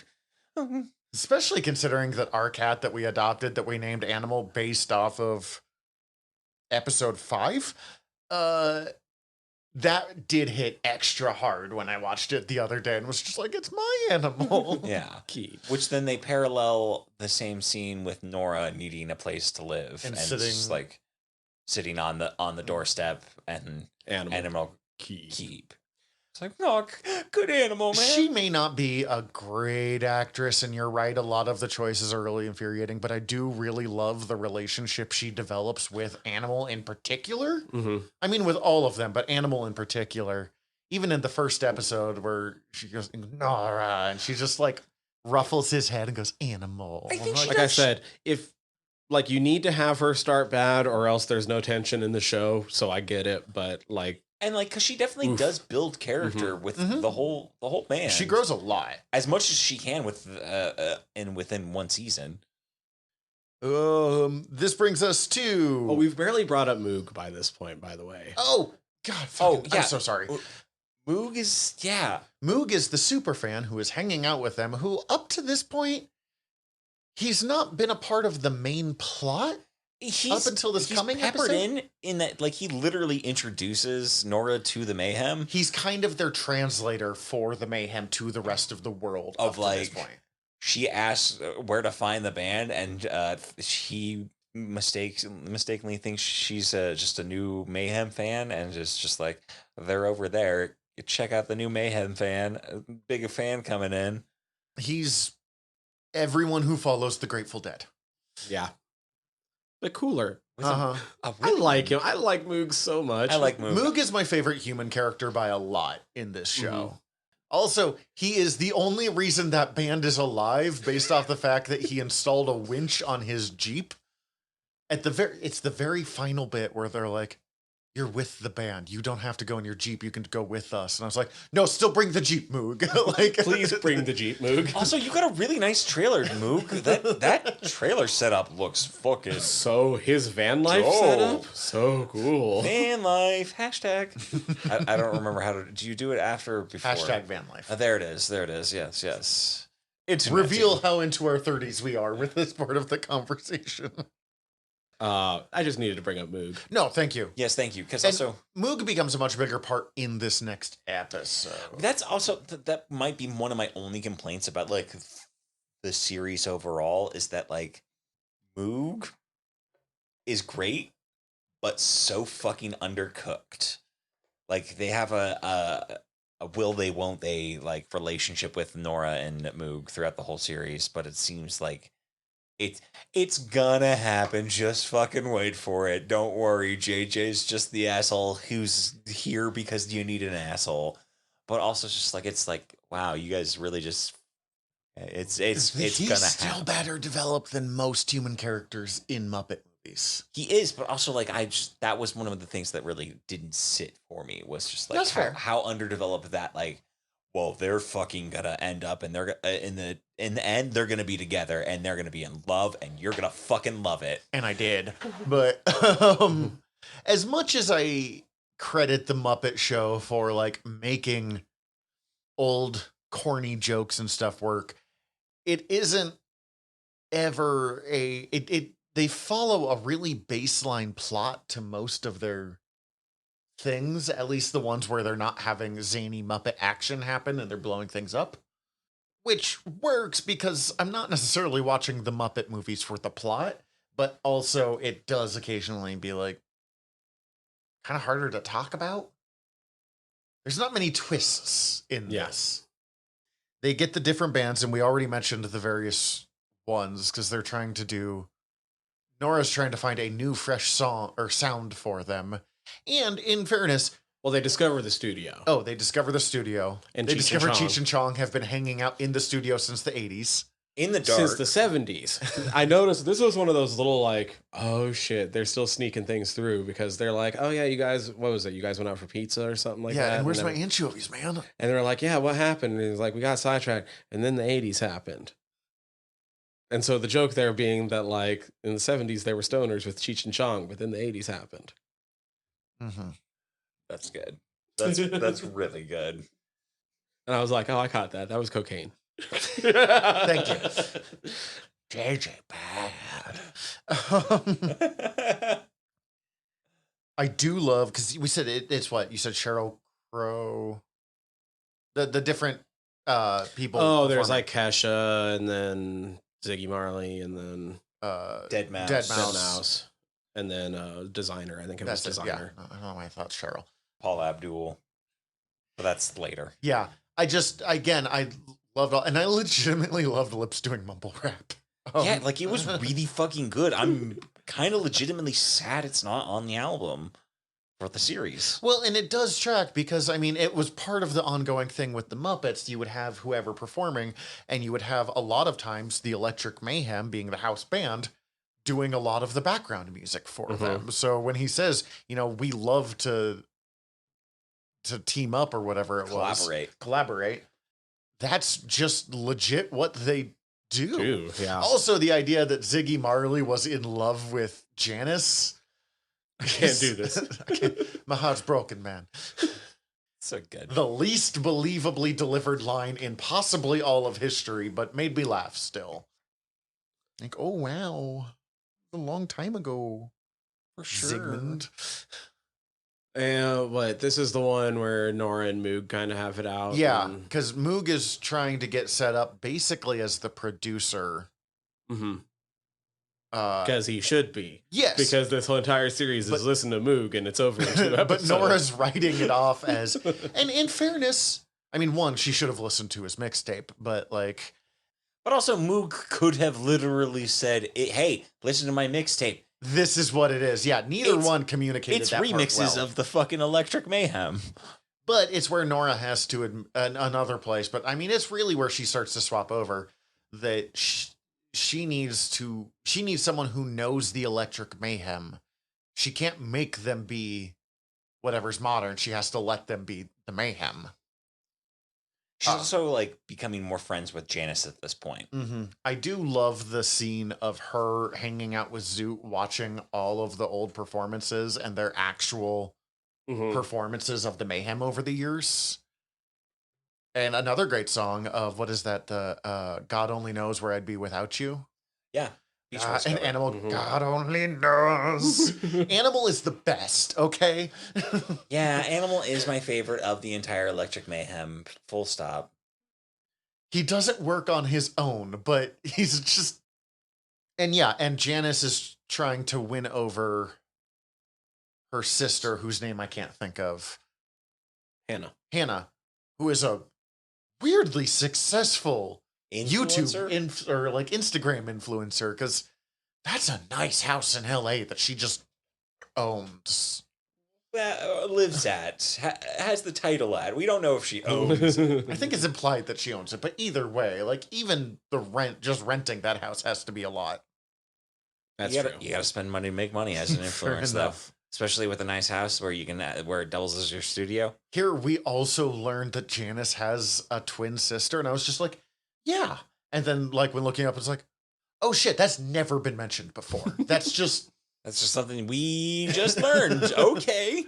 New information. Moving on. There's so many things today where they're using existing properties and people are like, oh, you're adding all this stuff. This has never been mentioned before. Like, how are you okay with this? You know, Spock's sister in Star Trek Discovery or whatever. And people are pissed about it. And then Janice, by the way, Janice has this like long, deep backstory, including a twin sister. Like, and you're like, yeah, man. This weirdly pertinent information to the subplot that we're talking about in this main show we're doing that never has come up before. Janice has this really like dark, deep backstory.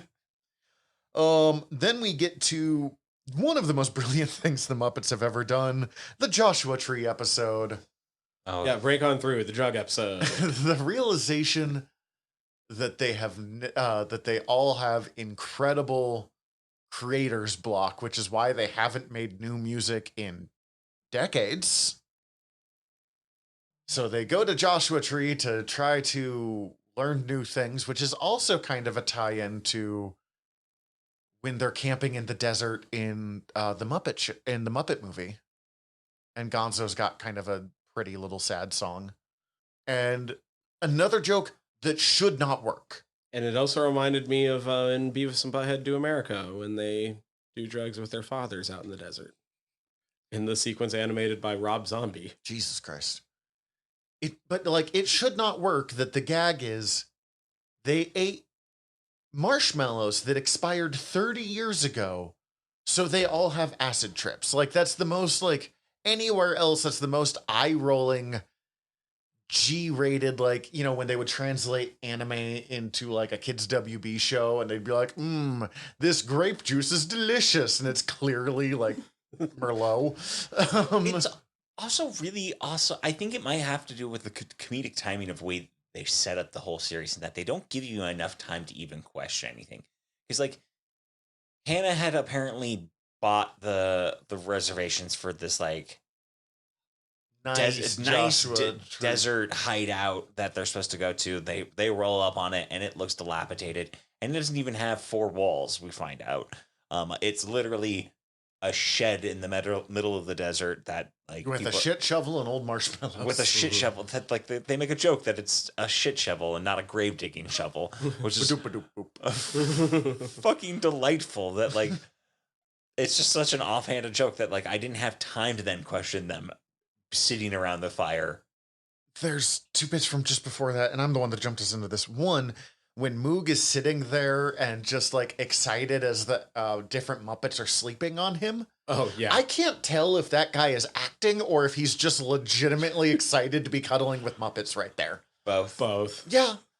He's toning it down. But Animal just going, road trip, road trip, road trip, road. God, I knew that kid as a kid. Like, More fucking stop motion Dr. Teeth, please. Super fucking cool. Love the color palettes on that. That was so gorgeous. That was my favorite part of all the trips, I think. Yeah, baby animal talking to animal. Okay, But, that was yes. great, but also Weird Al in a Lion King homage. it was good. It was good. It was good. So, okay, well, let's just kind of go through these one by one because we're kind of really, and it's a weird episode to talk about anyways, just because this show is really straightforward for a show as like weirdly intelligent as it is. Each one has their own different thing tripping out, dealing with different aspects of their personality of where they're stuck. Obvious, like real ABC hallucination in the desert episode of a TV show. Janice finds herself looking in the bus's mirror and sees multiple hallucinations of herself, which one, mirrors and hallucinogens are not your friend most of the time. Oh, man. I kind of like watching my face melt. It can work for some people, and like there's times where it goes, but there's a few times that it's... no, thank you. But Janice gets that lesson of, and God, I felt targeted by Janice's character arc in this one, of you have to love and take care of yourself, not just take care of others around you. And I'm like, stop speaking to me directly, TV. Fuck you. You can't love others before you love yourself. For sure. Floyd gets a Lion King montage with Weird Al in the sky. Where it's more important to create than it is to be a perfectionist. Mm-hmm. Yeah. And they get some good bits in on Weird Al. Side note, if you've never listened to, there's a 2-minute speech by Ira Glass, who does This American Life. Thank you. About the importance of creating, because like when you first start, your taste is a level of refined that your creative ability has not reached yet, but you have to just make stuff to get to that point where your taste and your creative ability are relatively matched. Just side note, it's great. But yeah. And then Floyd makes me desperately uncomfortable because he hugs the cactus. And like, I love Moog coming up like, all right, I'm ready for this. I'm just going to go get the tweezers. I have this moment with it because I'm like, okay, on one hand, it's not Moog's fault that he's suddenly trip sitting like 6 people. And he's doing a wonderful job considering he was not expecting to be trip sitting one person, let alone 6 Muppets in the desert. I think he's really bad at it. I mean, he should, but also it's he a TV keeps show. letting them wander off on their own. But it's also the mayhem. He when Nora leaves again, and he's like, "Okay, have a good trip." Nora as a falconer is fucking funny. I'm sorry, but he leaves Floyd next to the cactus he's been hugging to go no, take Floyd with you, man. He's going to hug, and then he immediately hugs the cactus. My new friend. Lips gets a vision of the celestial stars telling him to save the world. And Lips opens his eyes, and it's fucking amazing. Zoot doesn't take any. He doesn't eat sugar because it rots your brain.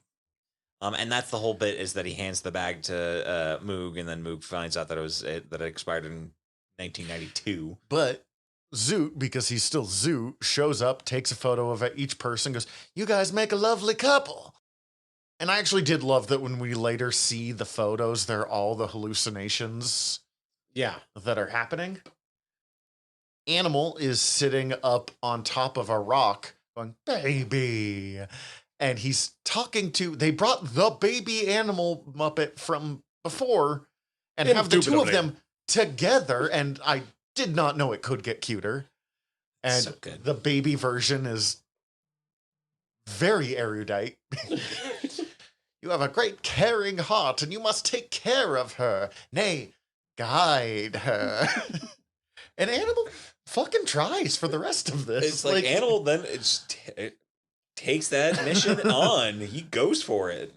Dr. Teeth does have that great stop motion bit, and we deal with his fear of commitment because he's afraid of being. It's really kind of the same thing Floyd Pepper has going on. Floyd is disapproving of everything because he's terrified of disappointing his family or like letting down his family. And Dr. Teeth is having the same problem, just kind of from a different angle because he's terrified of what if I make the wrong choice and let everyone else down. Oh, that's the end of that episode is when... That's a great song. I fucking love the song that they come at the end. The We're All Going on a Journey. Oh, yeah. Oh, yeah, that one's really good. Then we meet Dr. Teeth's parents. That's what I was getting at. Oh my God, that's... Just... They show up at the very end of that episode and you don't get to see them, and then they go into the next episode. And we get such good blues rock harmonica music, which I'm a fucking sucker for blues harmonica throughout that entire episode. Yeah, that was really good. And And a ton of Dr. Teeth backstory. And Floyd. And Floyd. how they met. I do love that Floyd, he's like, it's really hard to see now that I don't have my glasses, and it's just because the Floyd puppet has no eyes, which is super creepy when you think about it. But Well, from most angles, it looks like sunglasses. And they make a move, so it's kind of like Deadpool's eyes. But like, if you see it from the side at all, it's just like these cones of felt coming out. It's really unsettling, which is why they use a similar aesthetic for the Phenomena character, which is why I thought it might be Floyd. I'm probably wrong on that. Straight up, I never understood that Floyd Pepper was the Beatles reference until they refer to him as Sergeant. I was like, son of a bitch. Sergeant Floyd Pepper. I also love that he gets kicked out of West Point because he tried to turn Tabs into a jazz odyssey. Dr. Teeth in his dentist look is uncomfortable. Yeah, I didn't like that. Yeah, both he looks uncomfortable and it makes me uncomfortable. Young Dr. Teeth was interesting. Although the moment that he starts playing harmonica and you're like, yeah. There we go. Do love a bit of overbearing parent with a spouse that is a yup. That then at the very end does a turn of like, well, that's enough of that fucking nonsense. We're gonna let you actually do what you want now. It does hit a little different when you realize that this has been going on for like 60 years. Yup. I did this one like, okay, it's them coming down on Nora, but this isn't a bit of like me being annoyed at Nora earlier. I just really liked the Muppets confronting her, being like, you interrupted the process. The reason why we're okay with the process is because it always ends with him saying no. But that said, Nora was right. They needed to they needed to break the cycle, not just let the cycle keep rolling through. Oh yeah, I agree with that. But I thought it was funny because they're like, do you realize what you might have just done? Also, watching Floyd, Janice, and what is it, Lips as the third one, all doing the like, and you're like, oh, I don't know how I'd feel if I had those three disapproving of me. Like, this is one of the best. I think these two are probably the best episodes of the series, the acid one and this one. Like, just the amount of character development they fucking kick into 45 minutes. It's hard to pick a favorite. Like that, the acid episode is just so fucking good, so it's probably my favorite. But overall, like the second episode where Animal runs away is really great. So as I said, we have named our cat after Animal. The reason why is because we watched the acid episode of Res Dogs. Nice. And it was right about time for bed. And I needed to like shave my head, and I needed a bit of a like buffer between that acid episode and going to sleep. So we put on the acid episode of this, and Cece goes, maybe we should name him Animal, like as a joke. And we both laughed and went, wait. Yes. That's perfect. It is now his name. He's at least part Maine Coon, and he looks like Baby Animal if Baby Animal was gray. Oh, that cat's gonna go gonna be so big. That's a handsome cat. You're gonna have such a big cat. I know, right? He's figured out how to jump onto counters, and we're like, oh no. Anyways, I'm sorry. Yeah, the animal runs away episode is fucking great. The acid episode, I don't know if the teeth backstory episode is my favorite, but the amount of character development they shove into it, and that "I Gotta Be Me" song is another really good one. Again, I'm a fucking sucker for harmonica, so here we are. Look, this is just one of those episodes that further exemplifies one of the great things about the series is like they give you all this backstory and it just feels natural. Mm-hmm. Like there's no part that feels shoehorned in, and I don't know how they did it. Right. This is also where Animal starts to talk to Moog, Nora, and try and like get them together. And he does guide them, but because he's Animal, he can't ever say more than like a sentence at a time. So, Nora, and like, yeah, okay. And how they get Animal to just say Nora and like believably get Moog to open up about his feelings for her is impressive. Next one might be my least favorite episode, and it's nothing against it because like Kevin Smith's in it and is great. It's also the one that does have why am I blanking on his name? It's the Peter Jackson? Yeah, Peter Jackson. Yeah. Meet the Feebles. And it's also the episode with Morgan Freeman. And Paula Abdul. This episode's legitimately great. I think it's because it is the one that is most directly parodying something else. Right. Because it's a direct parody of Peter Jackson's Beatles doc, which I really need to see. I love the Beatles. Well, and I mean, that's the one referenced, of course, all the time. With the way things go downhill, I haven't seen the Beatles one, and I know that some of those motherfuckers could be divas, so I'm sure there's tension there, too. That's also the album they're making is the album that broke up the Beatles, so... Right. But it also, like very famously, Metallica did Some Kind of Monster. Mm-hmm. And that was a weird, rough looking at the band while they were not doing good. Also fucking...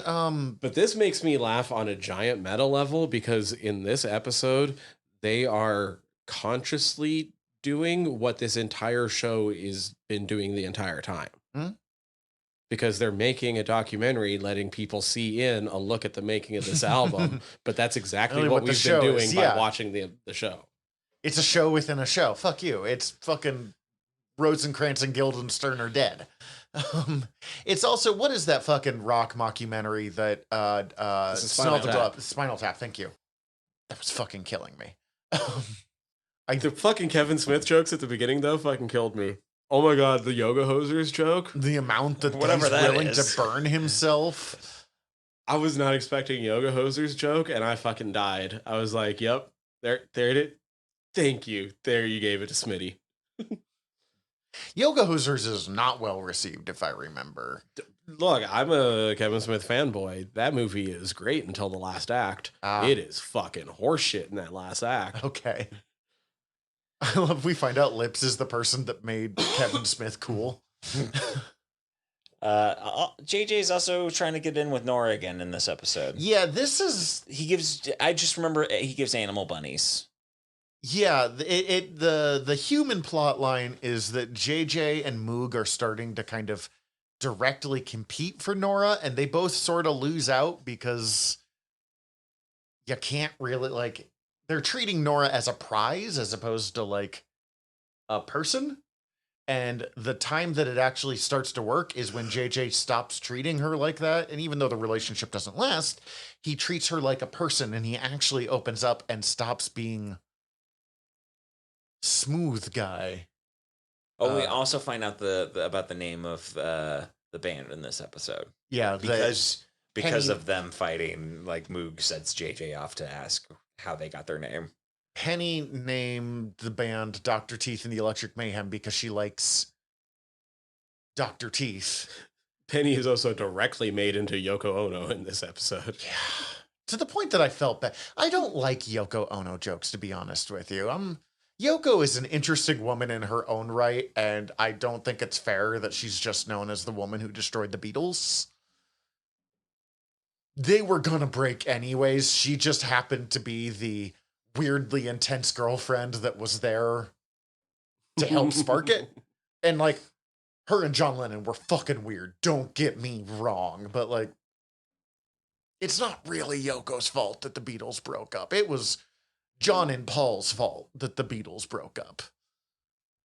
That and being like the first true boy band in history, and no one knew how to deal with it. Yeah, the band is having their various creative issues. This is where we find out that Floyd is gifted at Jingles. Jingles. It's fun. They do the, rooftop performance of All You Need Is Love, which is straight up the final Beatles concert ever done. I think a better rendition of it is at the end of Across the Universe, but that's just me. Across the Universe is a gorgeous movie. No, like I think it's good. As I said, this is just the one that's a direct parody of other stuff. So I kind of lose interest a little bit as I go on. It probably worked for me since I haven't seen most of the stuff it's directly parodying.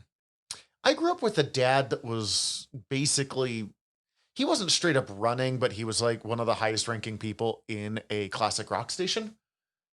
So I grew up around this kind of stuff a lot. So for me, it's a lot more of like the history of, yeah. It's weird that I knew of your dad before I knew you. If you lived in Missoula in the 90s, you knew of my dad before you knew me. Yeah, no, it's true, but it's just weird to think about. The next one was probably the weakest one for me. I didn't really care for the Minecraft one all that much. That's fair. There's some good bits. There's some good cameos. Like, it's got Ricky Lindholm. It's got Nicole Byer. It's got the super fan bit. Like, it was kind of funny because of who they all were and shit. The Muppets get online and they all get phones and start. The Natalie Merchant Marines line made me fucking laugh. That was so really hard. fucking funny. That one got both me and my partner. They got lips, and then he's later thrown through the window is the part that made me laugh so hard. Also, the fucking guy from Why can I never Boyle from Brooklyn Nine-Nine shows up in this, but not as Boyle. He's running the Minecraft concert that they're doing. I think I agree with you. Oh, this is also the start of the For Shirleyans. This is where, For sure. Because they've gotten so smooth, but they still have to have their big climax, we have to have the moment where everything starts to go wrong. For sure. And fuck you. And we start to have that with the band being introduced to social media and their phones and them getting addicted. And also addicted to TikTok. Really getting addicted to like the internet age, which I understand as someone who has checked my phone twice at least while we're recording this. I am addicted to that little motherfucker. And it's not good. But I will say I appreciate that as much as they like call out phone addiction and like legitimately all that kind of stuff, they also use all of that to fix stuff in a later episode. So it's not something as trite as like modern technology is bad. Right. That would have bothered me. We're going to perform on Minecraft in front of however millions of people. I like the song and I like the moment that they just wing it and finally finish the song perfectly.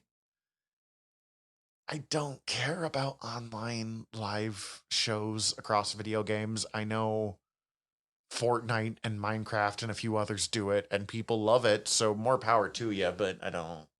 Yeah. Overall, the episode is solid, like with like bits throughout it, but like season wise, it's not the strongest of the episodes. It's a transitory episode. Yeah, so it's hitting the notes that it needs to hit to put put all the pieces in place for the next episode, where basically everybody's broken up in the next episode. So the last two kind of almost felt more like a two-parter to me. Oh, it really up. does. It really does. Every other one at least finishes its A plot with the kind of ongoing B plot throughout the show. The last two don't. Yeah, they definitely flow into each other. The album's complete. They're going to play the Hollywood Bowl, but the band is getting more and more separated by their various new games. Janice is accidentally consciously unbanned. Janice has accidentally created an online cult, the Forshirlians, which I don't know if you've seen anything about the Love Has Won cult and Mother God. It was a online cult that ended with the Mother God, the Janice character, drinking herself to death, and then they just carried her mummifying corpse around for a couple weeks. Yikes. Yeah, internet cults get fucking weird, dudes. Believe me, my partner's watched a couple of true crime documentaries on them recently. They are fucked up. Sorry, which ones? There's something on the Sacred Flame Heart or something. Oh, I've heard Twin Flame or something. There like it that. is. I don't know anything about that one. I've heard There's like stuff. 2 documentaries. She watched both of them pretty back to back. Look up. I think it's on HBO Max, Weird. or I guess just Max now. Love Has Won, the Cult of Mother God. It's supposed to be pretty good, and it covers this Okay. weirdo group. They got kicked out of Hawaii during COVID because they got kicked out for not following COVID restrictions, but they were already looking for reasons because this woman showed up and declared herself this white woman, the reincarnation of Pele, the volcano god. And it turns out Hawaiians don't like it when white women do that. Yeah. Rightfully. Anyways, Janice has created her cult. Animal has become a TikTok star, which I would watch just him spinning around going TikTok, TikTok. Like, I have TikTok on my phone. I do not use it, but I would follow Animal. The only reason I'd get on TikTok. Zoot's gotten the phone camera and is suddenly becoming respected as a gifted photographer, even though he just takes shitty blurry photos. But he also got rid of his Polaroid camera, which is really sad. Lips is going full bore on trying to save the world, doing a TED Talk to save the world. I love him and his black turtleneck. Yeah. And Mr. Lips has a vision to change the world. Yeah, we all had experiences in Joshua Tree. He saved the world. I was a falconer. It was a night. Oh my God, the Dr. Teeth and Penny doing the taste test of different spicy things was so spicy videos, uploading spicy videos to the internet. Yeah, it's basically them doing hot ones, but not. And just him going blind from it. Like, everything's still kind of fuzzy. And then Floyd is becoming the jingle maker. And her attempt to bring them together to talk about it, they get Mr. the God. Yeah, that was great. Charlemagne the God. And they unbanned. Also, another joke that should not work in the year 2023, it was old in 1997, is explaining a website name. HTML. 2 of them little dots, but they're stacked up on top of each other. Yeah, I've used the internet before. A couple of them sideways leaning. W, and I mean the letter W, not two W. Not 2 U's. Moog is very upset that Nora has destroyed his favorite band. And she's now the CEO of Waxtown Records. Yep, she found that she's leaving it with them. JJ's excited because they're going to have bigger, more, in his words, more important bands. And be a big power couple. And she's realizing that, I don't need to be a power couple. I don't need to take everything by storm. I just want to make music, and I care about this band and this music. Kind of reversing everything for before she didn't really give a shit about the band. And now she's the only one who's still keeping everything together. And then they decide to bring everyone together for the Hollywood Bowl. Janice has her full-on fucking creepy-ass compound. Right. As you do. As you do. Nora then goes and tries and gets everybody back and can't do it and has to check in with everybody. But Zoot's doing really well, really fast. That was a big building. He has a big building with a very long table that he refuses to let anybody get close to him with. Again, that joke was kind of hackneyed when it was used in Tim Burton's Batman movie in 1989. And then why can I was completely blanking on Christian Schall's name until I tried to say it. She is funny. She's really good in that I bit. love Kristen Shaw. She's exactly the kind of cameo you want for a Muppets thing. Yeah. Animals TikTok famous. But Animal's the one working with them to get everything back because his TikTok addiction was mostly the previous episode. Was that? Yeah. Oh, okay.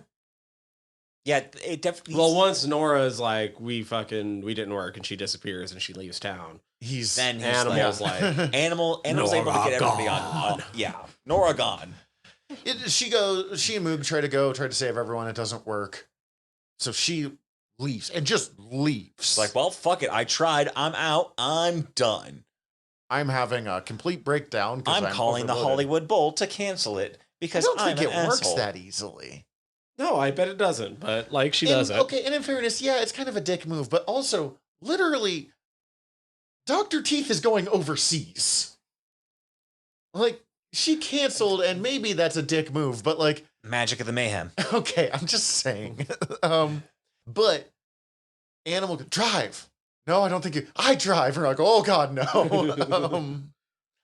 Animal recruiting all of them by just saying the words Nora gone, and then being like, well, we can't let that happen. Oh, no. We got... Gets me. Like, it shouldn't. Nora's gone. I liked her. I'm coming, Nobu. Yeah. And once again, Lips thinks Nora's dead. And I don't know why I laugh so hard every time of like, wait, who thought Nora was dead? And they all look over and he's in all black with the umbrella just like sobbing. And Animal goes, dare. So good. Oh my god. We get the van back from the classic Muppet movie. Yeah, that was a bit that I didn't catch the first watch through, is that they're in a van, they're in a different van at the start of it that gets stolen by the various super fans. And then they find in the garage the tour bus that they originally were on. Right. That was a bit that I missed on my original watch through. I thought they just found the van again in the garage. Magic of the Like Mayhem. you've lived here all this time? You haven't looked in the garage? We live here? And they fix things through the magic of the Mayhem. Literally just... I mean, one, they use modern technology, the things that they were having problems with, to fix things. And I do appreciate, especially on a fucking show on a streaming service, that they don't just write off. Because that would have been the most hackneyed technology. No, technology in itself is not bad. We have to adapt to how we use it, yada, yada, yada. But yeah, when they're riding down the road singing Join Together, I'm with her on that one of like getting kind of emotional, and Animal on the top just fucking... Yeah, that's great. It's so good. It gives me chills thinking about it. Join together. Beautiful moment of connection. And then our final big performance bit. Right. They're actually performing the Hollywood Bowl. They decide just to be friends with JJ. JJ's Statler and actually Waldorf. cool about it. Statler and Waldorf show up.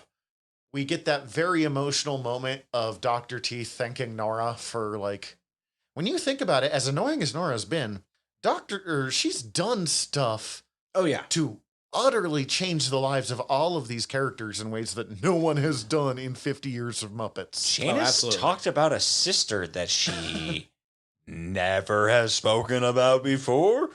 That's some like fucking Teeth's parents, who had not been accepting him for 50 years, are now at his show being proud of him.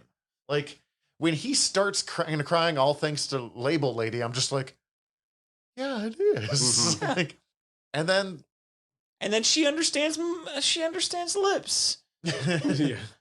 Oh my god, I understood lips. It's because you're one of us now, Dorothy. Okay, so that's a fucking bit that I love the misnaming of characters throughout this whole series of just like giving them random like Morg. Yeah. Constantly of misnaming Moog. I just need to that one. I've just remembered how much You I call me love whatever that. you want. Just let me be a part of this. Or just calling her Nobu throughout the whole thing. Yeah, no. No, like it makes no sense. Then that final song is just legitimately also. I mean, every song is really fucking good. It's weird how good these puppets are. I mean, obviously the people behind it, but like they have to still do the voices that they did for this goofy puppet show, and they're making legitimately good music with it. It's kind of like how I'm confused how much I like the Death album from Death Clock. Oh yeah, because Death album's fucking great. That's why. Awaken. Goddamn. I'll listen to Death album Just right now. commits to the bit. Oh my god, Mermaider? Mermaid. And It's a song about mermaid murder. They see the album like in stores. Yeah. They've successfully created the album. Now it's time to go on tour because what you tour for is albums. They want to buy out all the copies and give them away for free. No, do not do that. And then, Magic the Mayhem. They find a way to go on tour, and Nora and Moog almost kiss, but Animal gets in the way because Animal's great. Again, such a G-rated thing. And as much as I'm like, yeah, you guys are going on tour, I'm like, being on a bus with the Mayhem full time would get really old really fast. This is why Moog needs to come with his Jeep and his van life and trailer. they can live in their little van life trailer. So that way they can get down to Clown. I was about to say, so they actually have somewhere to bone that's not around all of them. I mean, I feel like Animal would be like, you own a cat, you know that. Yeah, Animal would do all of that. Sometimes the cat's just like, I'm not going to make you stop, but I do need to stand on your back. This is still MySpace. So it's like when my I can't stop you from doing what you're doing, but I'm gonna be here for it. It's like when my dog actively refused to get off the bed and just like pouted in the corner, being like, if I pout enough, you'll stop. I'm like, Ginger, get out. No, stop this. No, you're really ruining the mood. It's not gonna stop it. You're just ruining it. And anyway, then, there could have been a second season. I get how they set up for a possible second season. I don't think it's in any way needed. I think it worked perfectly as they told the story, then they're done. It honestly might work better with them setting up for it and then us never getting it. Yeah. In all honesty, leave us wanting more. I'm perfectly fine. I love what I've gotten. And if they, for some reason, come up with a concept that they think works well to do a second season, let's do it. Evidently, the show creator Adam Goldberg, if I remember correctly, has said that he wants to do like a greater Muppets universe where they just pick up stories that's just okay, Muppet Mayhem. I think it's a great idea. This is what the Mayhem is doing, and then let's do something where what's Sam the Eagle up to? What's Swedish Chef been doing? I don't want to say Sam the Eagle might have accidentally gone QAnon, but you don't want to say he was at January 6th, but he was probably there. But also fucking no. You could just put Rolf in a workplace comedy, and I'd watch that. Oh my god, yeah, yeah, right. And do characters like Rolf and Scooter, do lesser known you remake Louie, except it's just Fozzie. You know what? It'll age better than Louis did then. Yes, I would watch the shit out of that. Oh my god. So yeah, I don't think this is necessarily the end of it. It's the Muppets. They're gonna do other Muppet stuff. Yeah. We'll get other cool, great Muppets, and I'm gonna love it probably. Can you picture that? I can. With glee and hope. Okay, we've been going long on this already, but I have one last question. Yo. We only got the Statler and Waldorf cameo. If there was any other Muppet you could have saw show up in this, who would it have been? Rizzo. Gonzo and Rizzo always. Yeah, Gonzo. But Rizzo and the other rats you could have fit really easily into this. I might say Pepe Prawn. I don't like Pepe as much as a lot of people do. I like Pepe. Pepe is great in that he's a real scuzzbag. But he's a Muppet, so he can't be terribly scuzzy.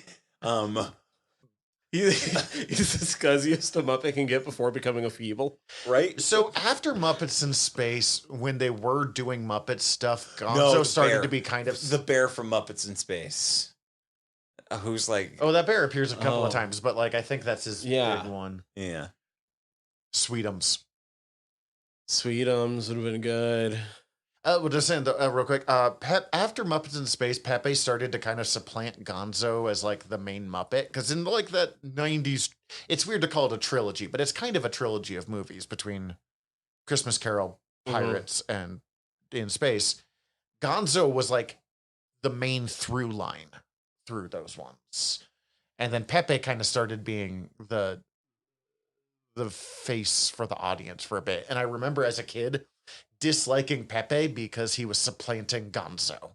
Yes, concur. Which is unfair and fucking weird, but no, Gonzo's better.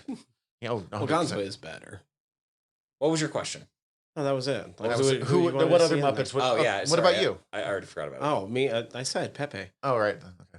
That's where we got I'm off. so on that tired, tangent. guys. I am just. Yeah. I think I'm out I think of we're juice. Muppeted out. It's sleepy time. Okay. Fuck. It's time to play the music. It's time to light the lights. It's time to get things started for the Muppets. Okay, I'm done.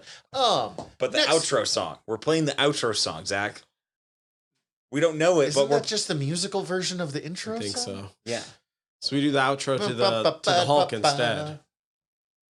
Sad piano music? Yeah. I believe the name of the piece is The Lonely Man. Jesus Christ. Next time, we are doing what we did last time. We are going back and we are finishing Reservation Dogs because we still had like 4 episodes to do.